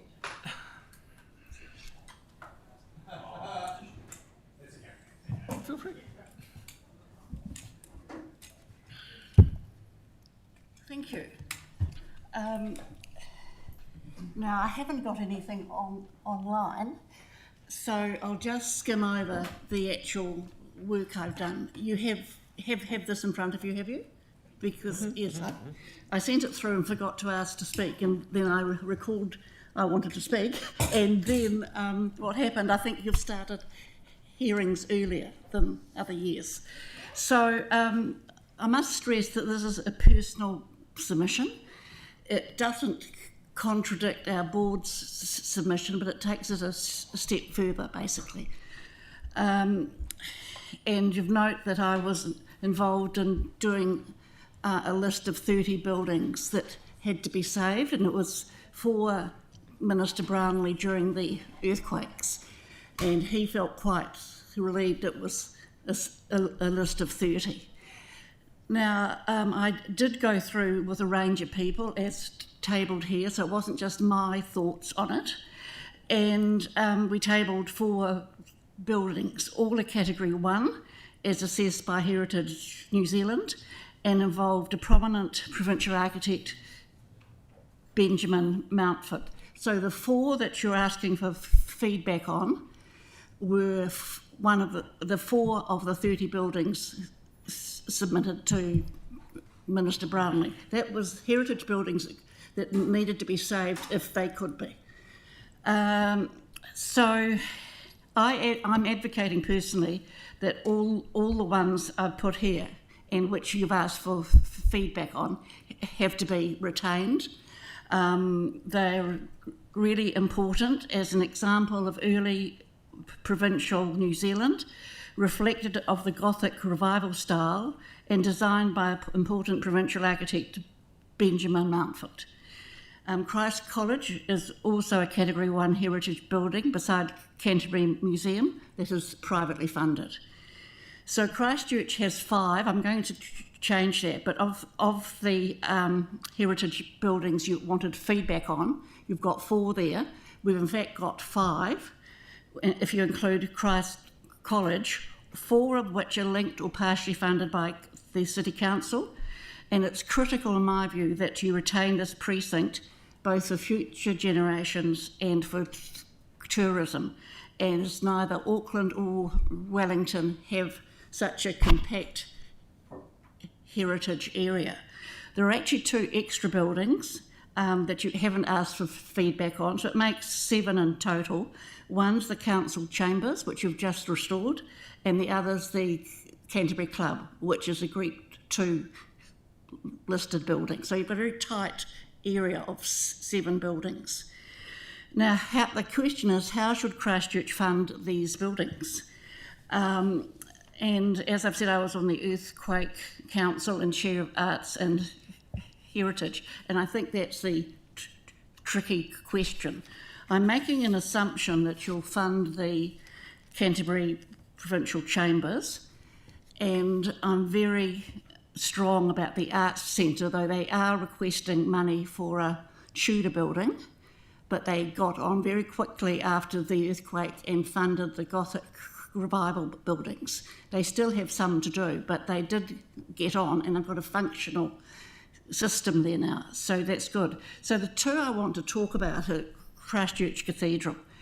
The council 2010, 2013, I think Yanni was on that, and Aaron. We thought it was important to restore the cathedral. So we convened a meeting with Bishop Victoria Andrews, who was from Canada, had just come in, and then the earthquake happened, and stated that the council wished to restore the cathedral. There was no statement either way from Bishop Andrews, and we consequently moved a resolution at council that council requests the church to rebuild the cathedral, and we conveyed this resolution in writing to the bishop. Now, from public statements, I was aware that Bishop Andrews was against the restoration of the cathedral, and I really believe that if they had been prepared to move at that point, they would have got a huge amount of money flowing in. I haven't followed what's happened since. You've had Jim Anderton and Philip Burden make a case. It went to a court, and in the end the court decided to restore it, but they've now gone over budget. I have no idea why they're over budget. I just haven't tracked it. The Canterbury Museum is the second one I wanted to speak about, and I was on that trust from 2004 to 2010. The Canterbury Museum had produced a plan to upgrade the museum. The cost was $45 million, from recalled central government 15, council 15, and private donations 15. The museum contracted Ian Athfield as the architect, and the architect's recommendation was to have a major entrance through the facade of the actual museum. As a Category 1 listed building, a notified resource consent hearing was required. There was strong opposition from the community. The commissioner hearing the case rejected the application, and the $15 million already granted by the Clark government was recalled back to, in fact, Wellington. So what I'm trying to say here is some background. They had an opportunity there. They made a mistake, and probably in the choice of architect, but also in going with a facade that was to be tampered with. And there was one trustee in the period 2001 to 2004 had strongly argued against the Athfield plan, and when she wanted to stand again in 2004, she was told she actually couldn't. Now, I can name her. It was Dame Anna Crichton, and you all know her as a heritage advocate. She's now got a doctorate, and she's also a dame. So I think her views were totally sound and correct, but the board at that point, and I wasn't on it then, didn't want her back. So I just wanted to go over that because I think they're coming to you now with a large request. I don't know what you do about it, but I do want to touch on another problem at Canterbury Museum. The museum... Helen has progress, mate. Are we... Just quick. Oh, yes. The museum director had the opinion that all exhibits had to be on site. So even the older ones had to go on site. That's why he's got to go underground. Mm-hmm. I was always of view, when I was on the trust, that it didn't quite make sense. I asked for a legal opinion, and I didn't get a legal opinion, but I did get something back from, in fact, a lawyer, but it said very clearly it's not a legal opinion. Even if the director is correct, there's no reason why something couldn't have been changed in Wellington. So what happened on the Riccarton Bush Trust, we wanted a change of the trust deed, went to Jerry Brownlee, took it to, in fact, Wellington, just went through. So you've got a board, a trust, who have now made sure that the exhibits can be stored on site. So it can't be changed now, it's done. So I think, in light of the difficulties created by the Canterbury Museum Trust and the Christchurch Cathedral, they've been slow to start. I believe the way they fund it is through a low interest loan. I don't think you can turn them back, it's too hard. And this ought to have been raised earlier, but I just think now there's other ways of funding them, and I think a low interest loan. I want to bring to the council's attention that the destruction of these buildings will likely require a notified resource consent if you did go down a path where they weren't there, and that will take resource consent, commissioner, environment court, high court, and possibly the Court of Appeal. That's unlikely, but it's definitely the High Court. So you're tied up for 2 to 3 years with legal action, or the trustees. So either way, with the cathedral and the museum, I think you need to find a way to fund them. Good one. And I don't think just a grant works. Yep. Okay. Yeah, that's good. No, Melanie has a question. There's a space on the board currently for someone put there by the Christchurch City Council. Maybe you could put your hand up. Do you think I could? But anyway, I just wanted to, particularly with the Canterbury Museum, I think it's important to understand there was an opportunity back in 2007 to go with a new building. It wasn't quite as big as what they're proposing now, because they're taking in the McDougall. Mm-hmm. So that was certainly not thought about in 2007, because the earthquake. Good advice. Think about that. What Mel? Pick up Mel's sort of request as an action. Yes. Yeah. We should have a think about that. Yeah, I think it's a great idea. Okay. Certainly got history, Helen. So yes, and you might need a small working party on it. Or some way of going through the budget. Okay. Okay. Thank you, Helen. That's great. Thank you. The hearing will be adjourned till 2 p.m. on Thursday, the 9th of April. Have a happy night. Toodaloo.